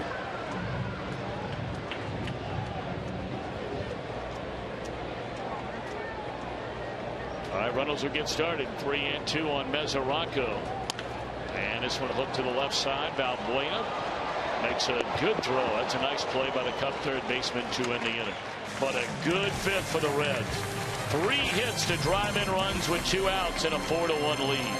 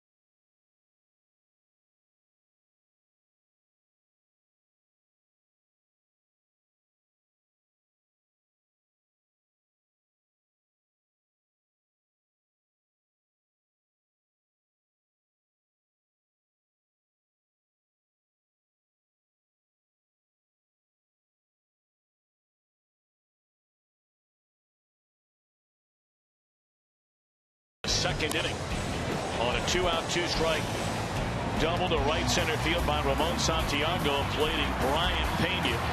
The Cubs in the very next half inning would tie the game. Anthony Rizzo clubbed his 20th home run of the year. But Alfredo Simon has really settled in since then. And then in the Reds fifth, Billy Hamilton, a 2-out triple to right center, making it 2-1 Reds after a walk to Schumacher. Brandon Phillips would come to the plate and bounce one into left field, plating Hamilton. Then the very next batter, Jay Bruce, a single into right field, scoring Brandon Phillips. And you're up to speed with the Reds in front, 4-1 at the end of 5.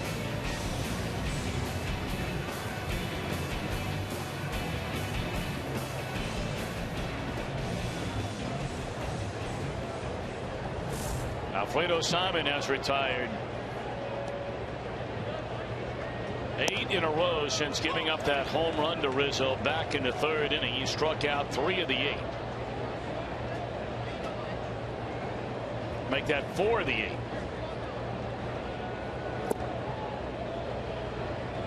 And he struck out 6 overall in the game tonight. Well, strikeouts have not been a big part of Simon's game this year. Been a ground ball machine.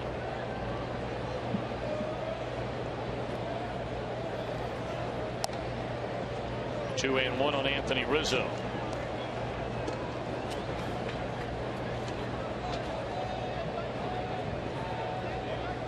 Simon has not had a single game this year where he reached double digits in strikeouts. He's had a couple of games in which he's pitched very well, where he did not record a single strikeout in a game. One of those came against Milwaukee when he beat them back in May, went 7 innings, allowed 3 runs. No strikeouts. His season high is 8 against the Philadelphia Phillies. 3-2 on Rizzo.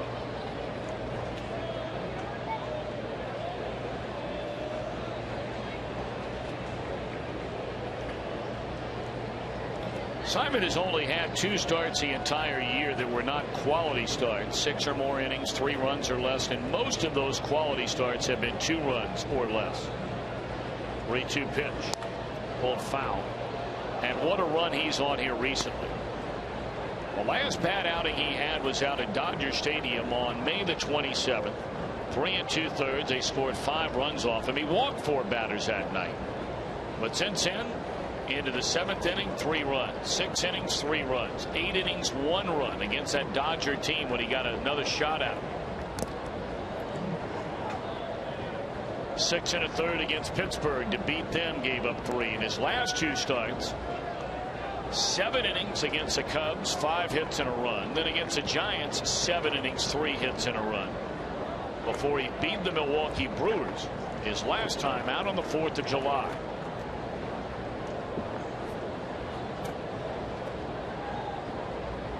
Once more the 3-2 on Rizzo, and once more a foul ball. Well, you know, part of not being a strikeout pitcher enables you to be efficient with your pitches. So when Alfredo Simon pitches last time out against the Brewers, went 7 1/3, only 99 pitches. In San Francisco, gave up 1 run in 7 innings, 80 pitches. So no wonder you come back 4 days later feeling strong as a bull, because you didn't wear yourself out trying to strike guys out.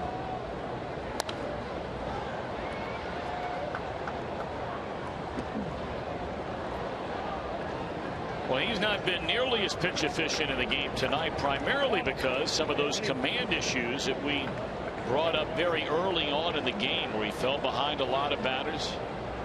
Went to a 3-ball count, continues to work Rizzo away. This will be the 10th pitch in this at bat. See if they come in this time. They are. And that strike 3 called to Rizzo. He knew it. He flipped the bat away. Yeah, they gave him a pretty good at bat overall, but it was a strikeout, and we will call that our flamethrower strikeout, brought to you by Cholula Hot Sauce. Ranking it up there tonight for Alfredo Simon at 94.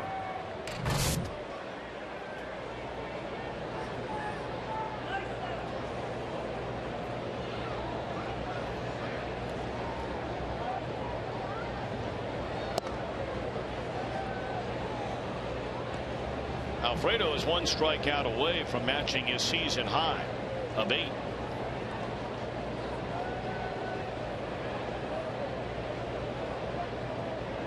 He has fanned 5 of the last 7 Chicago batters, 2-0 on Castro. And he's retired 9 in a row overall. Castro with a single to left and a ground ball thrown out by Cozart in the 3rd inning.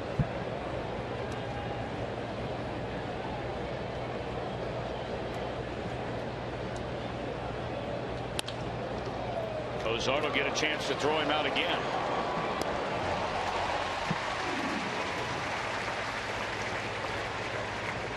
Well, we invite you to kick off your weekend Friday night and celebrate Girls Night Out. They'll have massages and more in the Kroger Fan Zone. Plus, the first 10,000 ladies receive a Reds sweaty band thanks to PNC Bank. And after the game, we have the big fireworks show. 381-REDS. Or log on to Reds.com/tickets. We understand there are plenty of tickets available left for Friday and Sunday. If you want to come down Saturday night, that's a Billy Hamilton bobblehead giveaway night for the first 25,000 fans through the gate. Tickets are starting to be gobbled up quickly for that Saturday 7:15 start. 1-1 to Luis Valbuena.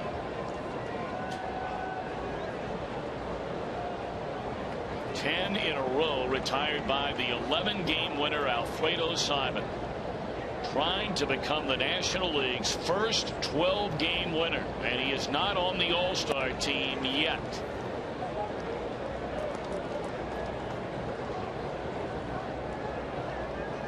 Zach Greinke had a chance to get his 12th win of the year earlier today. He lost to Max Scherzer and the Tigers 4-1. And Adam Wainwright will pitch on Saturday for St. Louis. That'll be against the Milwaukee Brewers, gunning for his 12th win. 3-1 on Valbuena.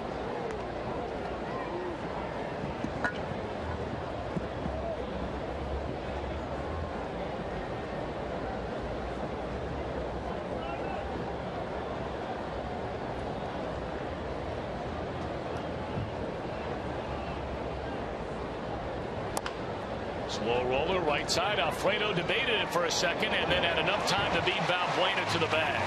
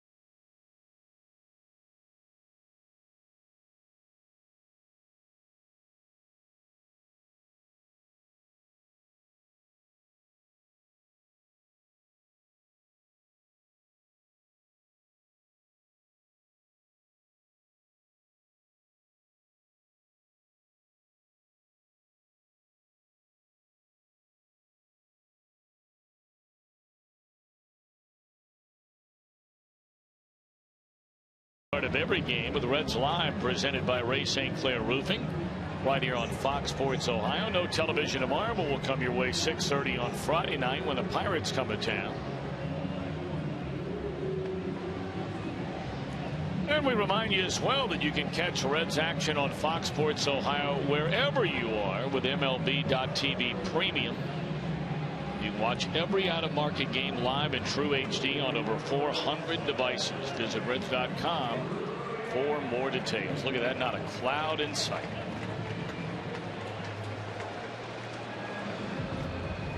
And things are quite sunny for the Cincinnati Reds right now. They have a 4-1 lead, trying to make it 4 wins in 4 games of a 5-game series against the Chicago Cubs. And it would be their 5th consecutive win overall. They've only lost 1 game on this homestand. Beat Milwaukee 2 out of 3, and perfect so far against Chicago. Peña's walked, scored, and lined out to center field. And the Cubs have brought on a new pitcher. Dallas Beeler is removed from the game. Justin Grimm is his name, hard-throwing right-hander.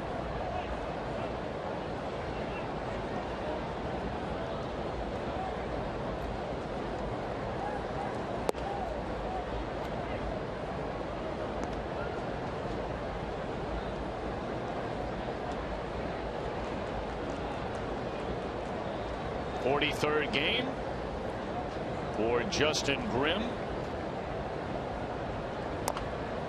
And a bouncer right back to him. 1 away.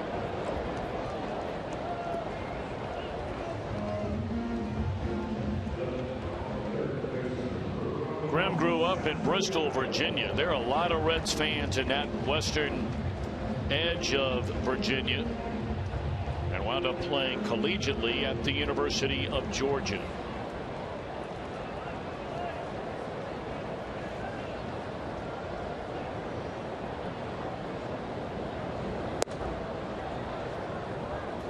Ramon Santiago knocked in the first Reds run with a double into right center field. Was thrown out at third, trying to turn it into a 3-base hit. Santiago has 5 hits in 3 games, all 3 starts during this series, with 3 runs batted in.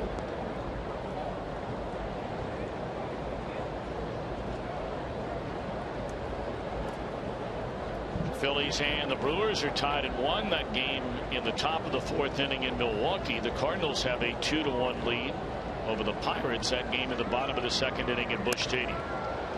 Fly ball right field, and this will be out number 2. As promised, our AT&T fan photo tonight. Let's take a look at it.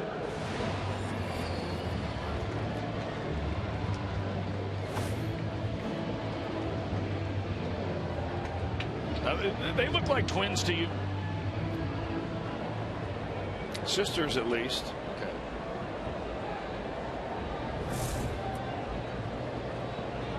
How about you? Twins or sisters? I think you might be right. They could be twin sisters. There's a fastball strike at the knee. That's why you're the play-by-play guy.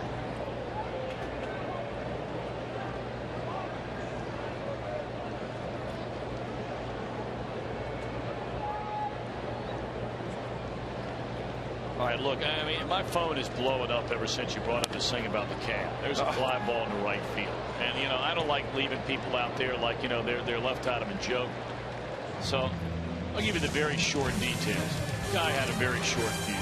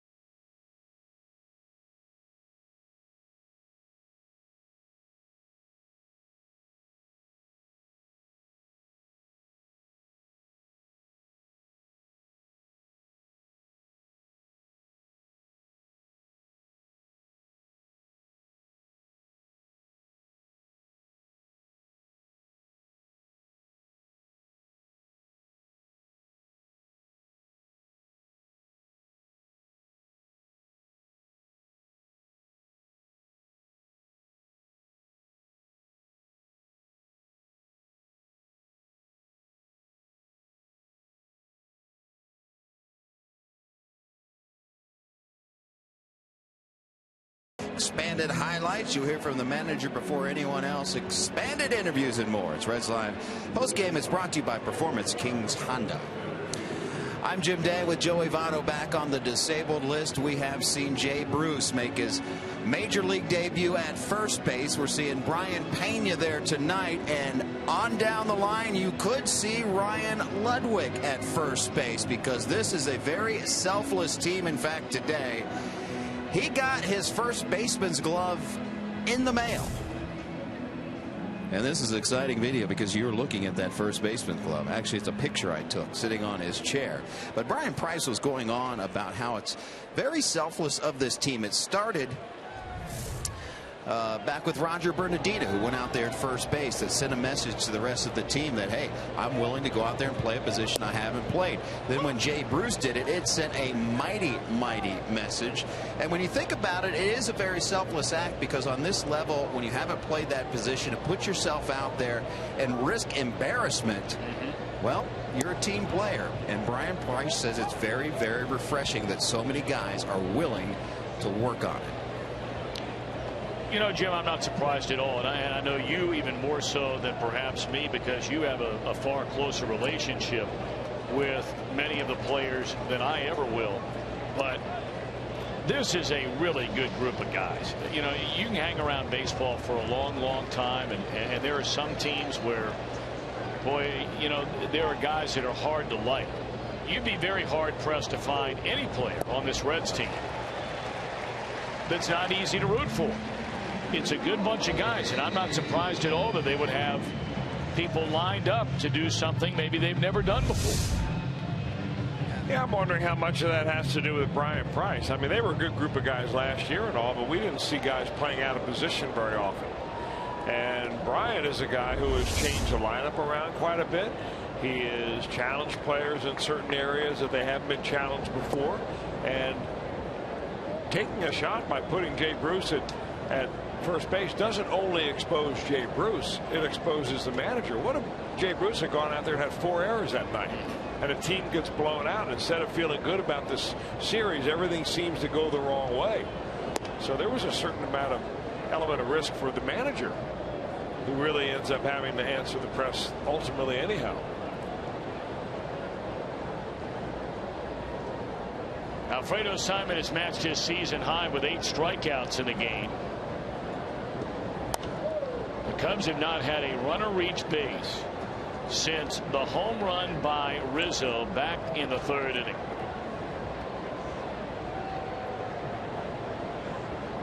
Twelve in a row retired by Alfredo Simon. Well, he's really tied it up. He made a good observation early that he looked like he was just a little bit off, and he was early on. How many times do you see a starter that if you don't get him early and he starts getting his rhythm and finding his arm slot and his release point, it just gets tougher and tougher.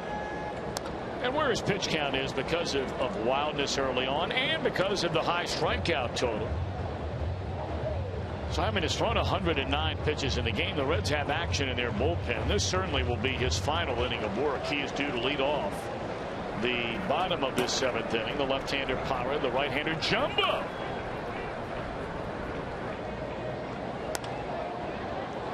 And it should be 13 in a row retired by Alfredo.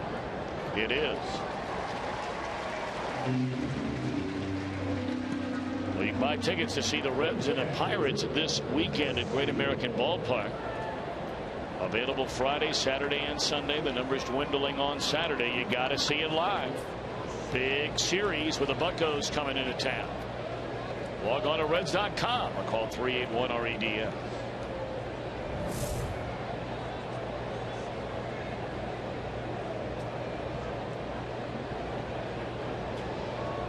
Breaking ball the way to Wellington Castillo, who is singled and struck out.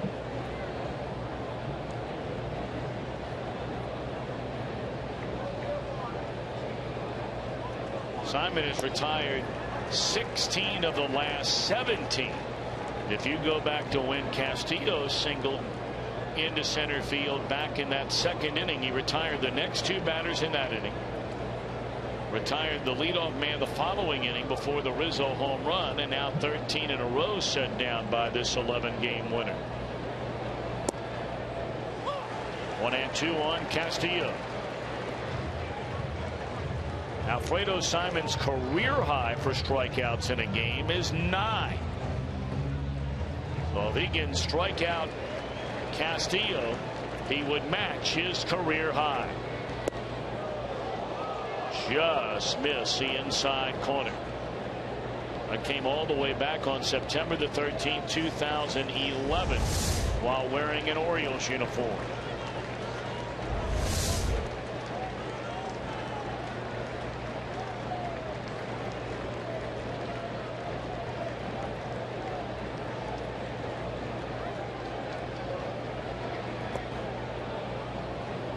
So the Alfredo Simon final start before the All-Star break. And once more we bring up, for those of you that weren't with us right now, 3 pitchers that are on the National League All-Star team, all starters, are scheduled to pitch on Sunday, which would prevent them, if they do indeed start, from pitching in the All-Star game 2 days later.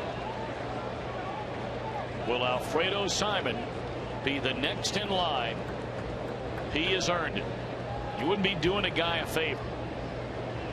3-2 pitch. Swung on and fouled out of play. He is trying to close out what is unquestionably the best 3 months of his major league career. And that's not going out on a limb. He pitched brilliantly out of the Reds bullpen over the last 2 years. But here in the first 3 months of this season, he has pitched better than he has ever pitched in the big leagues, and he's 33 years old.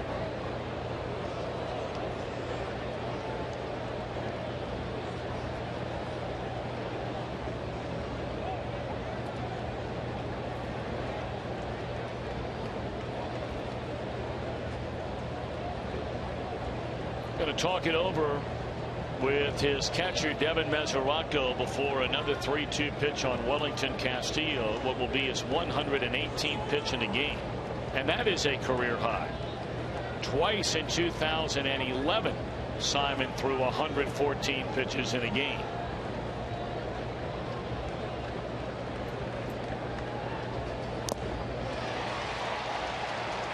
In and out of the middle.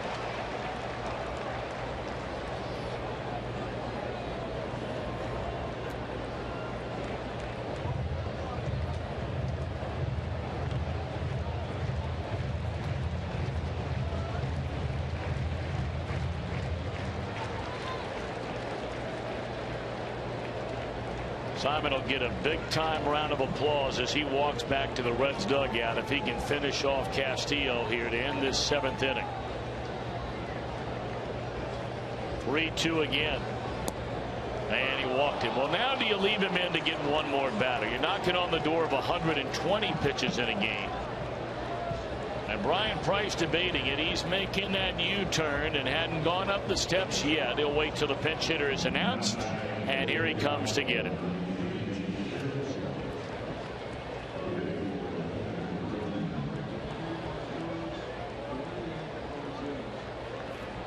He has summoned the left-hander Parra. But Alfredo in line to become the National League's first 12-game winner if his bullpen can nail it down. And the crowd should indeed stand and cheer what Alfredo Simon has given this Reds team here in 2014 so far.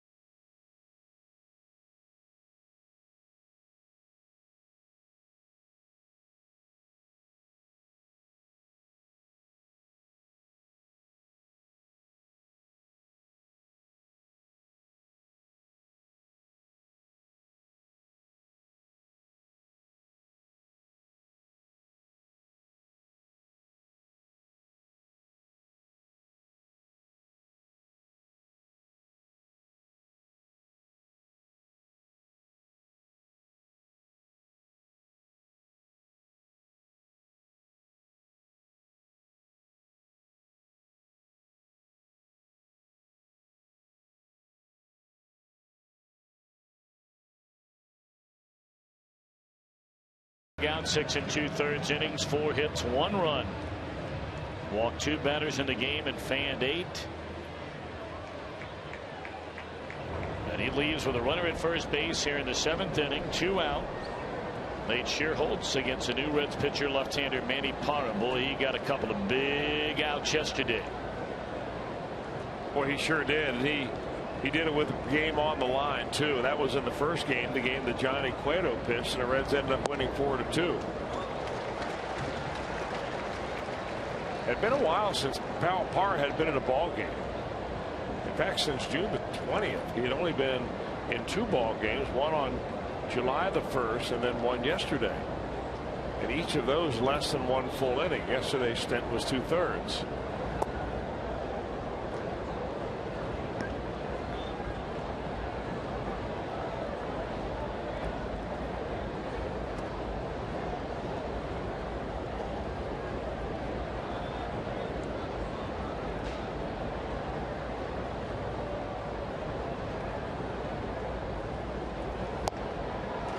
Pulled a string on Schierholtz here. 1 ball and 2 strikes. Yeah, back-to-back sliders, and that's the calling card for Parra when he gets a left-hander up there.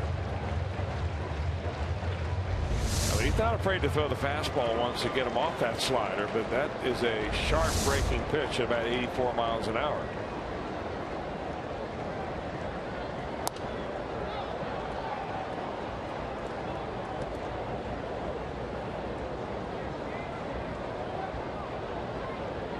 I guess if there was one area that if Brian Price really wanted to say, I'd like to balance out my bullpen, you'd like to have somebody up there to complement Parra, especially with Sean Marshall now done for the year, shoulder surgery, which by the way went very well.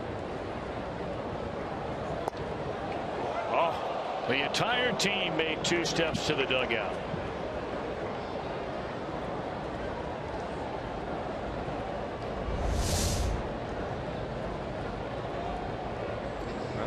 Toby Basner right on it. That was just a little outside according to our Fox tracks. 2-2 the count on Schierholtz, and fouled out of play.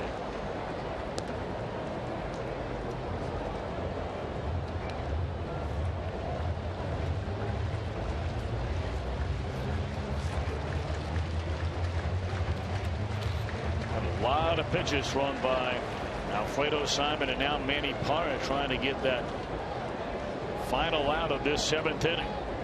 2-2 to Schierholtz. And that ought to take care of him, and it does. Strike 3. Good work by Parra again.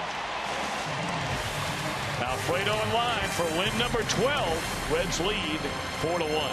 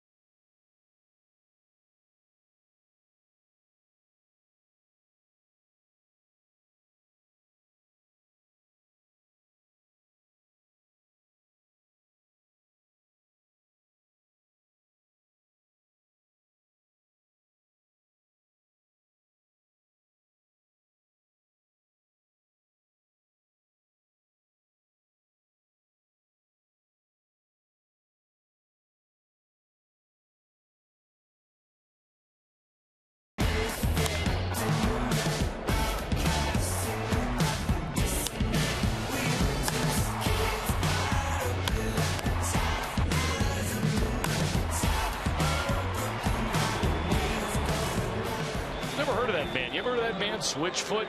Yes. Have you? That's a good sound right there. Very nice. I've got kids that age that listen to that music. Let me you listen to it.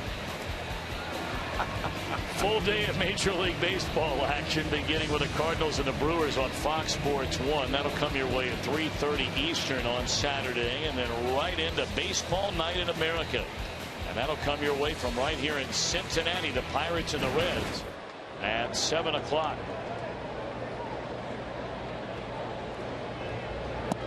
Reds lead 4-1. They bat in the bottom of the 7th inning, and we get a look at left-hander Wesley Wright after a 1-2-3 6th inning from Justin Grimm. Yeah, 1-2-3 6th inning for Grimm. That is the 8th game that he has pitched against the Reds. 7 of them this year. He has given up 1 run in all those appearances. He's pitched quite well against the Reds. Wesley Wright, we've seen him a lot when he was at the Houston Astros. Bench hitter Ryan Ludwig, a tapper down to third, and he's out to begin the Reds' 7th inning.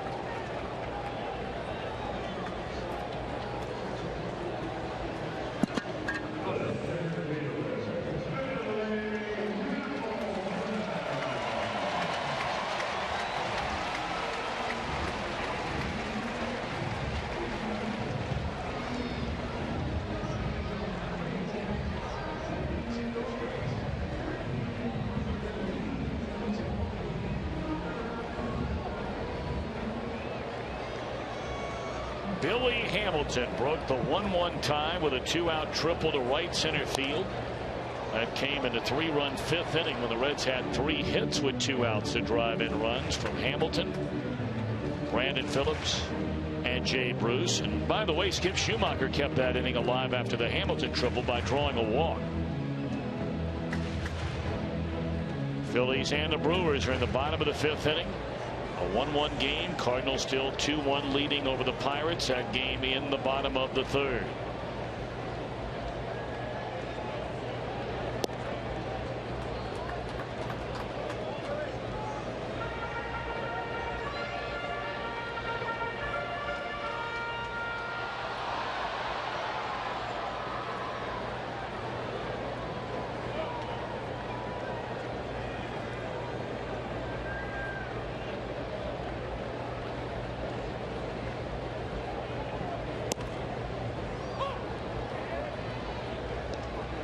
Hamilton only 80 at-bats his entire year against left-handed pitching. Batting average at .240 from that side, up over .300 from the left side, where he has nearly 240 at-bats. It's in the air right center field and playable for Sweeney, and that's out number 2.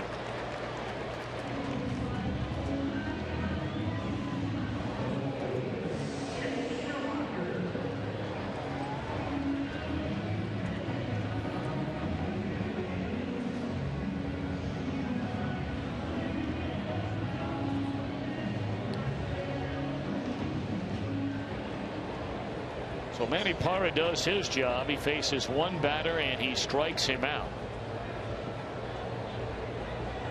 The bullpen did such an incredible job during that second game last night when starter David Holmberg, making his Reds debut, 22-year-old, only lasted 2 2/3 innings, gave up all 5 runs.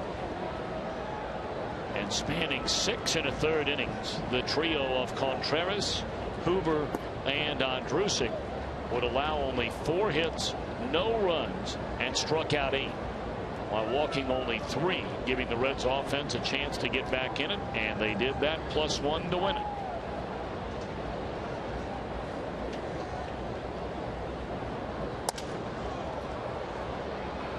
Wright will get to it and throws out Schumacher, and he has a perfect hit. We're off to the 8th. 4-1, Reds in front.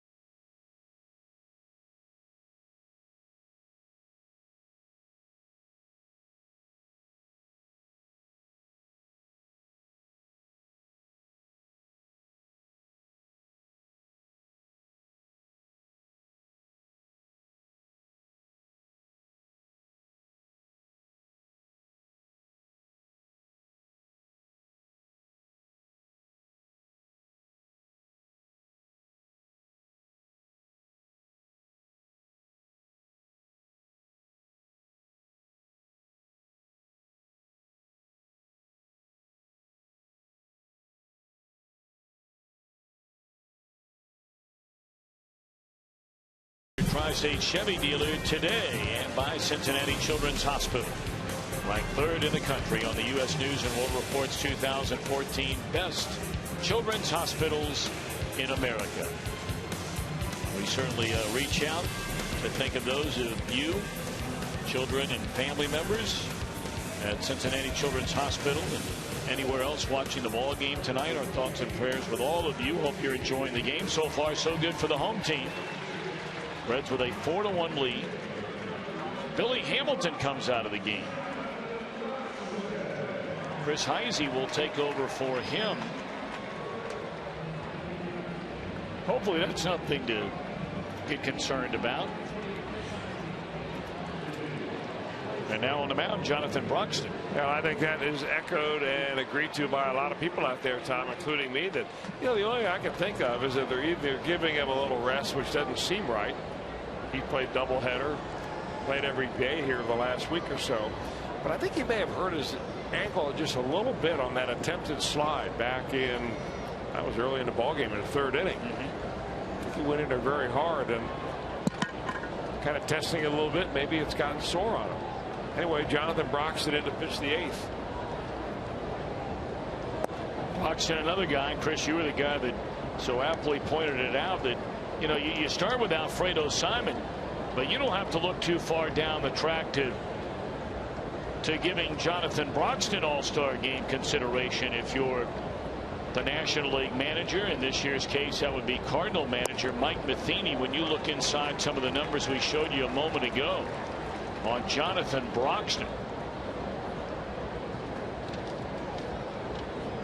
an ERA that begins with 0. He has allowed 2 runs in 30 games.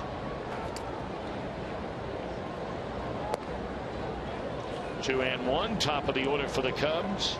Coghlan, Alcantara, and then the big man Anthony Rizzo.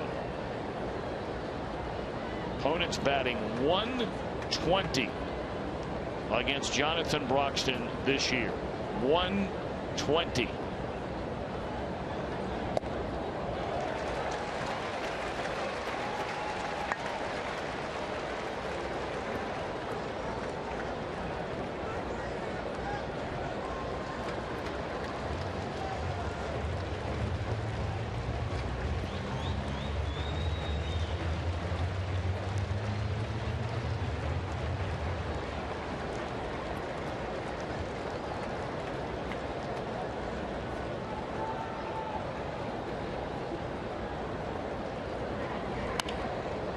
Foul.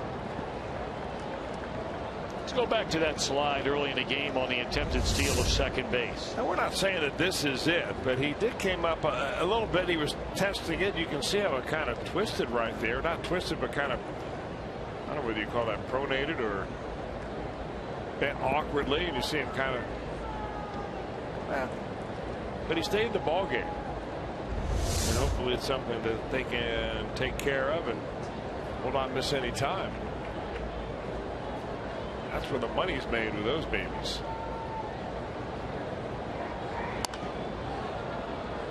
You start looking at the numbers and you read them off for Jonathan Broxton, but when you start putting them in perspective, of all the pitchers out there as relievers that have pitched at least in 25 ball games, every one of them have given up more earned runs than Jonathan Broxton.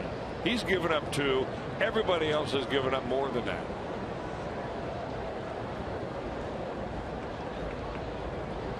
Kind of curious how Neshek's numbers stack up with Jonathan. Well, he's only given up 3 runs, and he's pitched more innings. He's pitched 8 more innings than Broxton has.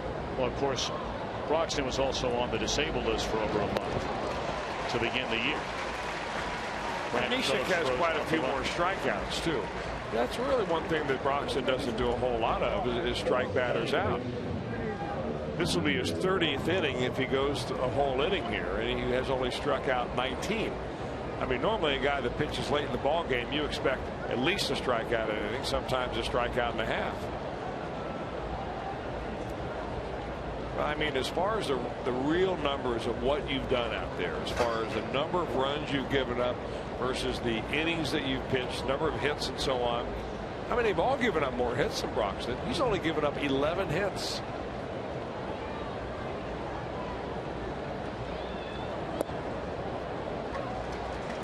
I guess the only way to top load an all-star team with your guys is to get out and vote. And have a manager who won the World Series the year before. That's exactly right. Be able to pick some of his guys that are on the cusp. And that's where I think Mike Matheny was fair this year. I really do. You know, obviously there are other guys on that Cardinal team, you know, he probably wanted to pick. Matt Carpenter was certainly a guy that some of the fans looked at and said, wow, that's a bit of a surprise. Carpenter coming off just an incredible regular season last year. And it started to heat up here recently over the last 3 or 4 weeks.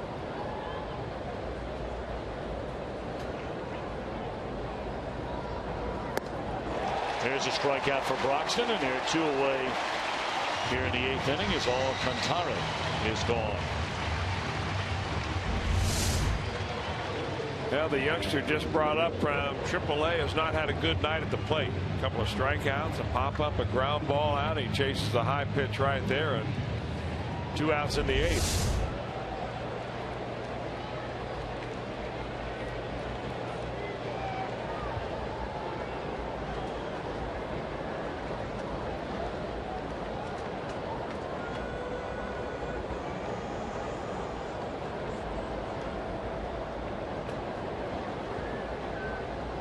Two down now for Rizzo. Is walked, hit a solo home run that came back in the 3rd inning.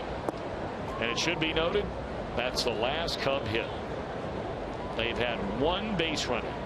That was a 2-out walk, the final batter that Alfredo Simon faced after retiring 13 in a row, including the first 2 in that 7th inning. He walked Wellington Castillo. But Parra came on to get the final out of the inning. Cubs had a hit in the 1st inning. They had 2 hits in the 2nd inning, and they got the home run by Rizzo in the 3rd, and that is it.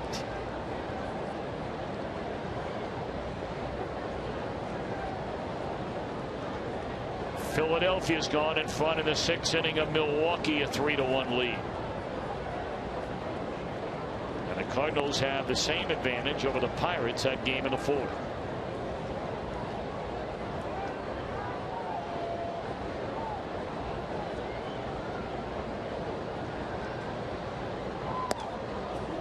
Two and 1 to Anthony Rizzo. Tom, we are not getting out of here tonight before we recognize that we miss somebody very much.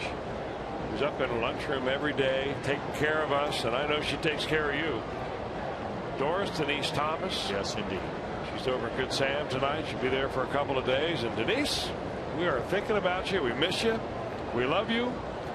And we want you to get back here real soon. We sure do love you, Denise. And we sure do miss you. Brandon unable to make the throw from his back, and he's reaching. And clearly in some pain. Don't know where.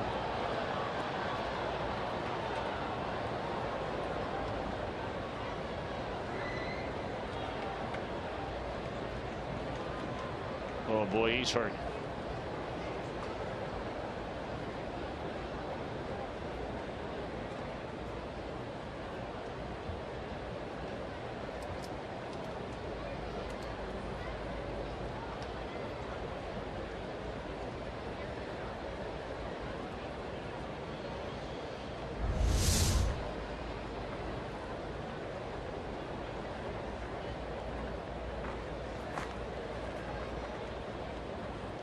I got a feeling it's that left shoulder or somewhere on the left arm. Yeah, I don't think it's his legs, even though. Well, the wrist maybe rolled up over top of it. Well, you just hope that's. Oh yeah, he grabs his left wrist right below the glove. Watch here. It went back rather than gliding along level with a playing field. His weight carried him over the top of that left wrist. That's how we saw, you may remember, Jay Bruce break his wrist back in New York a number of years ago. Yeah, I think Ben his the opposite way. This was very awkward right here. That glove, it looked like it just stuck to the grass. It didn't skid along, and he's grabbing that left wrist right now.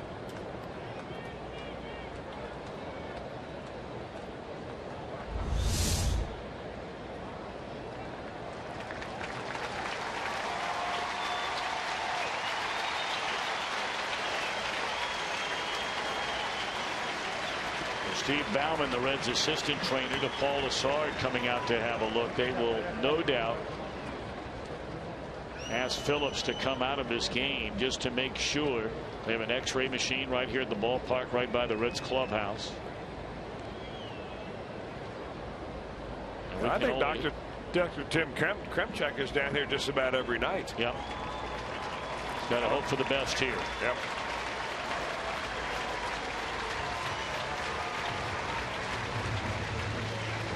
Phillips has had 9 consecutive years where he has played in 140 or more games at the second base position. That is the second longest such streak in the history of Major League Baseball. He played through what was very nearly a broken arm for the better half of the entire second half of last year after he was hit in the game, you may remember, against the Pirates. And 3 years ago he played 6 weeks with a broken finger. I mean, this guy, there might be fans in other towns. He's one of those players where he plays for your team, you love him. He plays for the other team, you love to not like him. But you cannot deny the toughness of Brandon Phillips.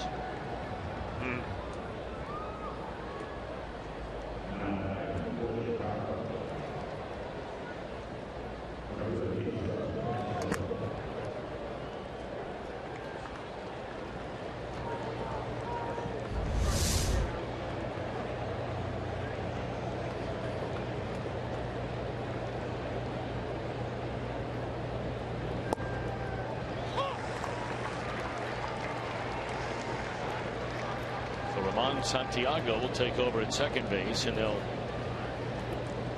bring Todd Frazier into the game over at third. As soon as we receive any word from the Reds clubhouse on the condition of Brandon Phillips, we will let you know. And we can only hope and pray for good news.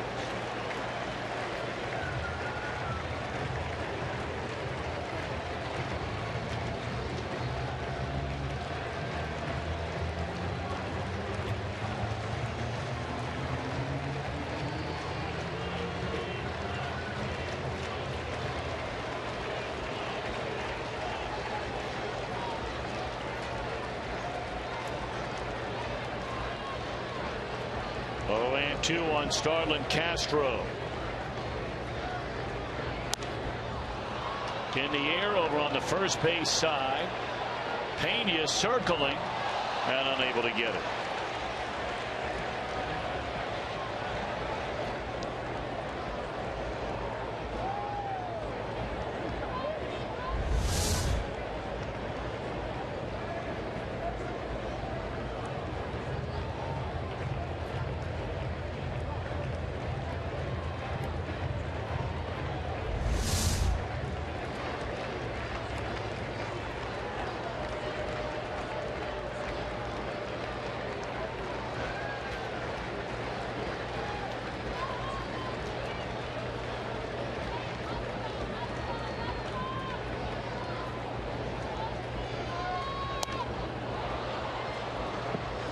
Still 0-2 on Starlin Castro, who had a hit his first time up, a single into left field. He has since twice bounced out to the shortstop Kozar.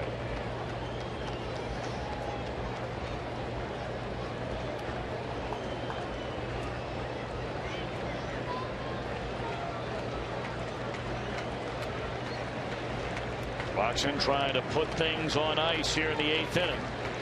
And once more the 0-2 coming to Castro.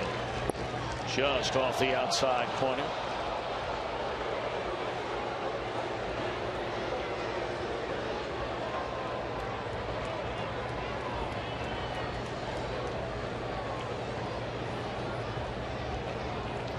Well, certainly a lot of the energy and the excitement in this crowd of nearly 33,000 on a Wednesday night. It's taken on a bit of a different tone after Brandon Phillips had to leave this game injured.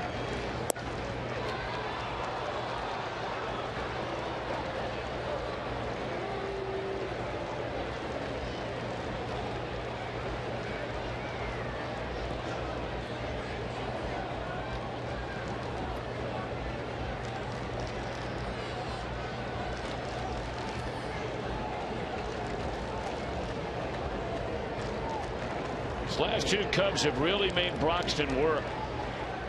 21st pitch in the inning. And a tapper for a third time to short by Castro. And for a third time he is thrown out. Castro says safe. They may ask the umpires to take another look at this one. Hey, Castro busting it up the line.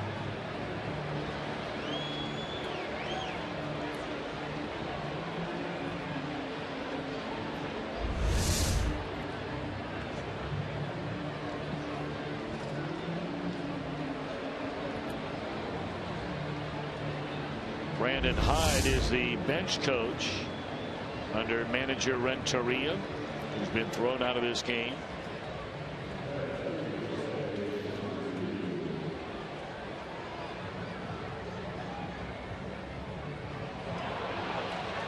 Crew chief is Mike Winters. So this will be a manager's challenge on the out call at first base.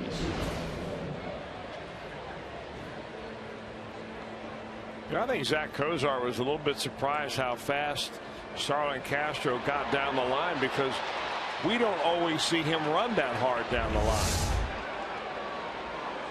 And they're going to call him safe.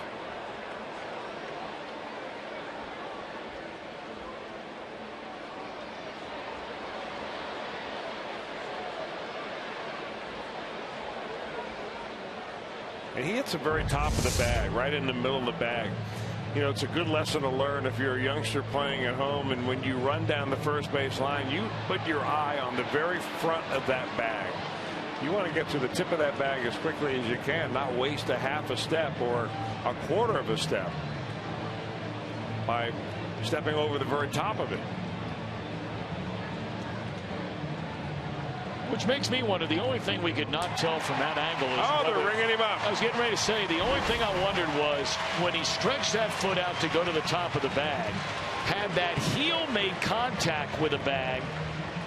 Because if you're looking at the toe did not. So he's out. See, is his heel hitting the bag there?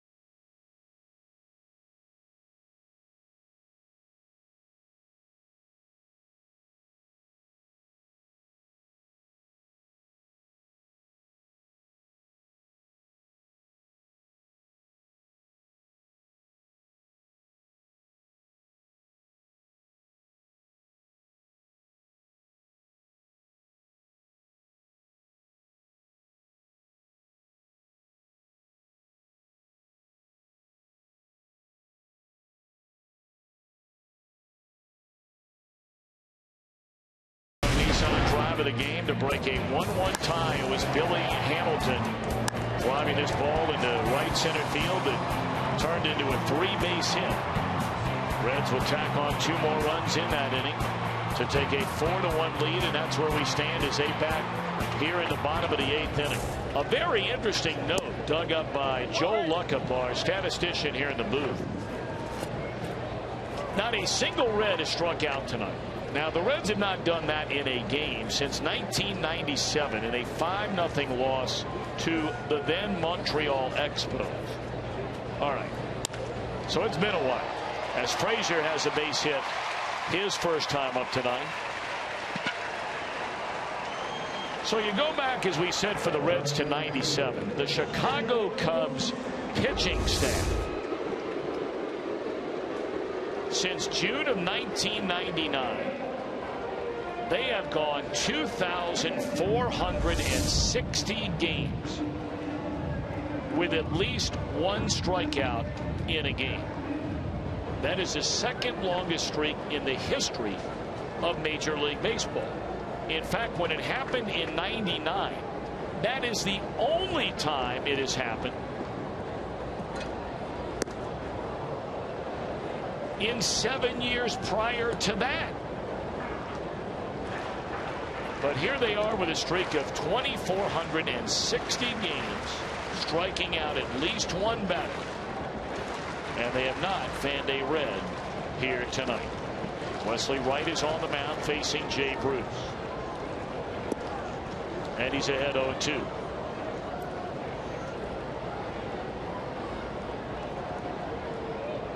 That's just another way where computers have changed our lives. Sure. Because even Joe Luckup would never have gone through that game by game manually. Well, Joel, I'm glad I know that. I mean, it's not a stat that's the end of the world, but it is very interesting to think it's not happened one time for the Cubs since '99. And it's only happened 1 time since '93.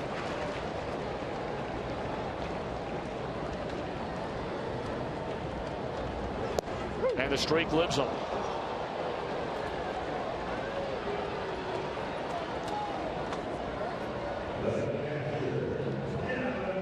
And naturally, Chris Welsh looks at me here in the booth and says, why, of course, you brought it up, and the very next guy strikes out.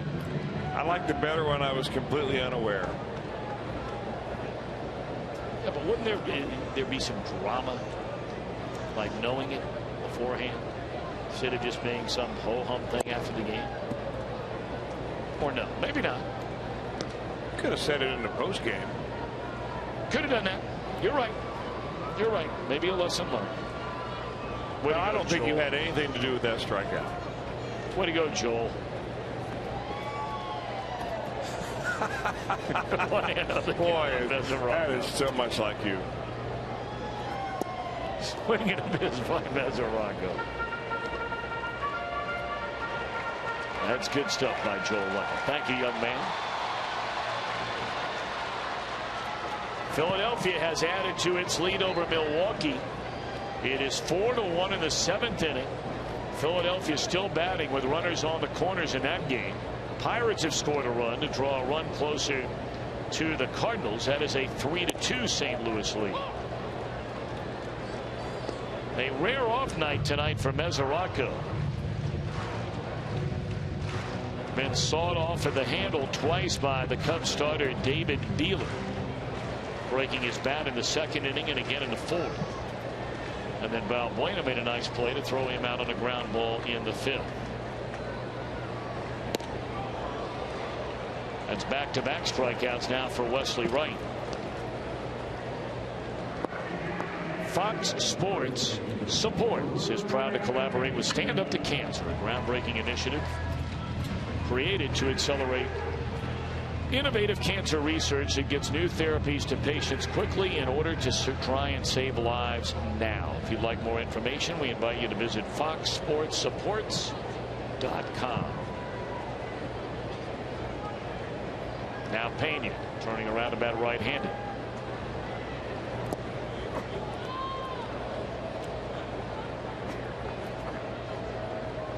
Reds closer Aroldis Chapman cranking it up down in the bullpen. He's ready to go to try and nail this one down.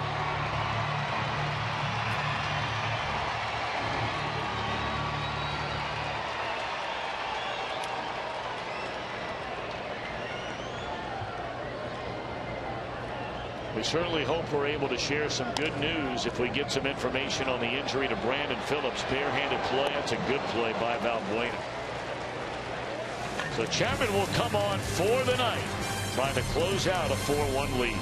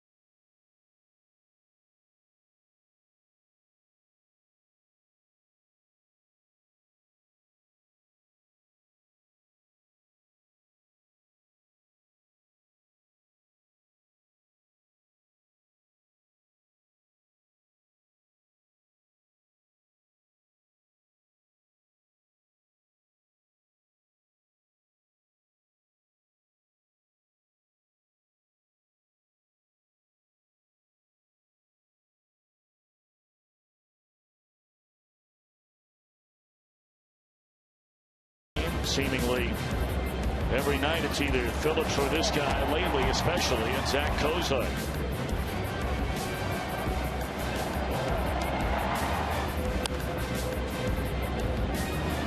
That was in the second inning on a ball deep in the hole and short. Throwing out Justin Ruggiano. That turned out to be a big play as you look back on that inning, because the next batter doubled, the batter after that singled. Cubs wound up stranding 2 in the inning.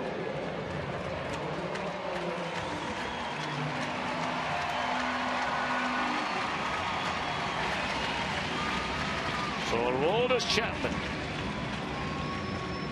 18 of 20 in save situations. He's on his way to the All-Star game again this year.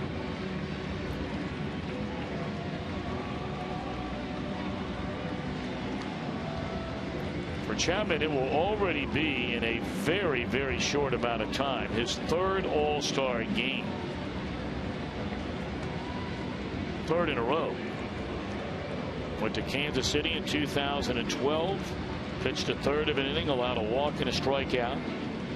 Last year in New York City Field, 1 inning, a walk and a strikeout.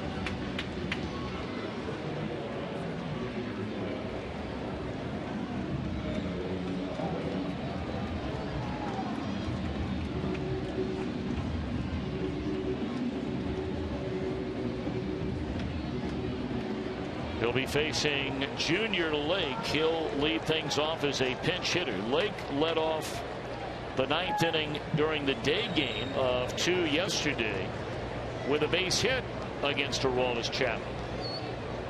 Chapman threw a lot of off-speed pitches yesterday. Did not mix in the fastball much. He mixed in a fastball that time.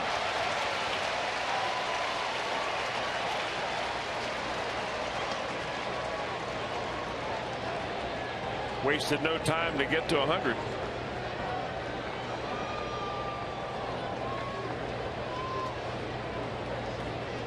Lake batting for Valbuena.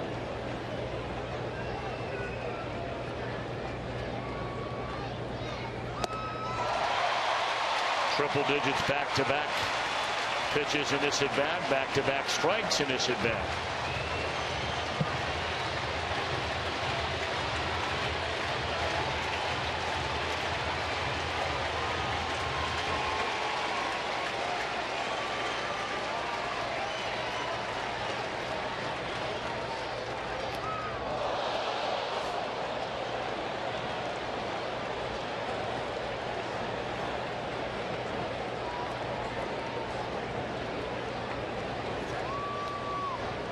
Nice job by Wesley Wright. He went 2 innings, allowed a hit, no runs, struck out 2, did not walk a batter.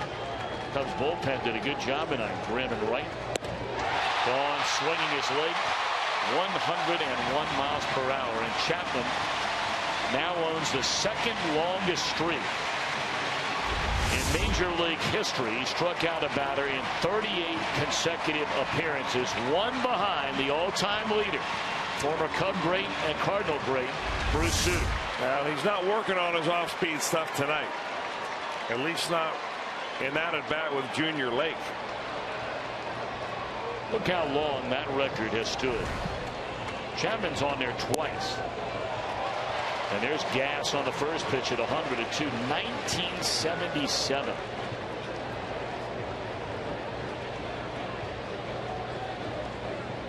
Oh, and 1 the count on Ruggiano.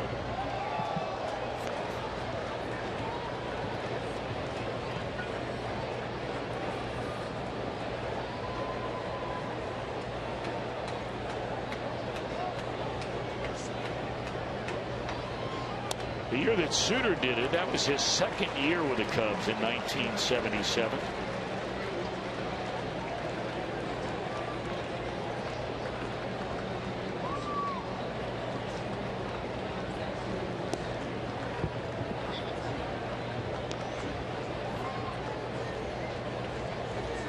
Well, we just received word from the Reds clubhouse. It is a sprained left thumb.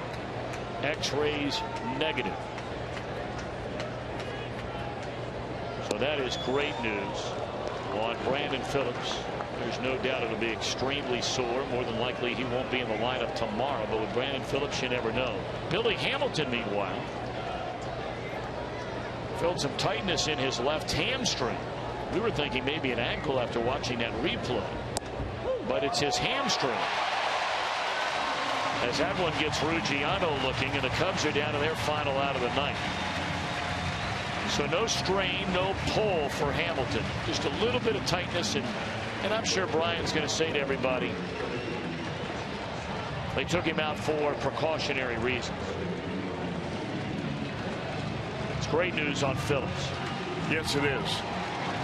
Thank God for that.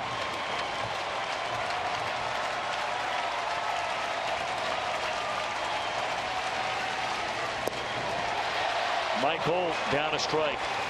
You know, the news on Phillips isn't like he's going to be able to play tomorrow or maybe the next day, but if you've got a fracture of any kind, you're out 4 to 6 weeks minimum.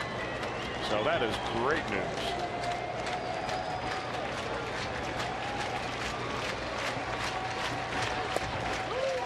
Oh, big man's got it working tonight. Trying to fan the side and give the Reds wins in each of the first 4 games of this 5-game series.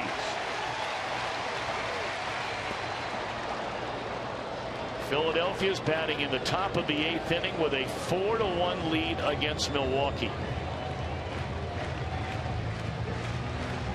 Cardinals lead the Pirates 4-2.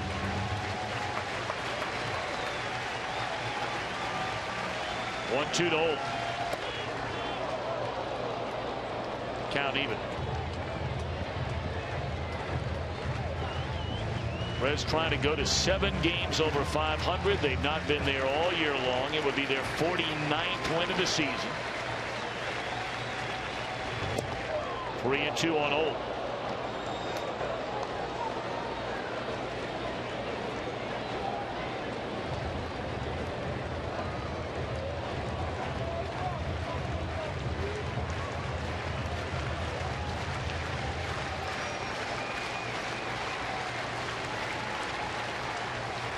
That'll do it. The Reds continue to roll. They've won 5 in a row. They are 6-1 with 4 more games to go on this homestand, and they will look for a 5-game series sweep when they send Homer Bailey to the mound tomorrow. And for Alfredo Simon, a journeyman 3 years ago, turned loose by the Baltimore Orioles. picked up off the waiver wire. Tonight becomes the National League's first 12-game winner. How about that? Well, he's had a tremendous first half. Brian Price has got his team guided in the right direction. The defense has been airtight. They came up with some very clutch hits, especially in the 5th inning. And these boys are on quite a roll right now. Well, it's fun to watch. It is fun to watch. Now, of course, Cardinals, Pirates, Brewers all in action. Right now with a win, the Reds have moved into a tie with the Cardinals. If the Cardinals win, they'll remain a half game behind them. If the Cardinals lose, the Reds will be in second place all by themselves. Aroldis Chapman, fans aside in the ninth. The Reds win again. 4-1 the final tonight in Cincinnati.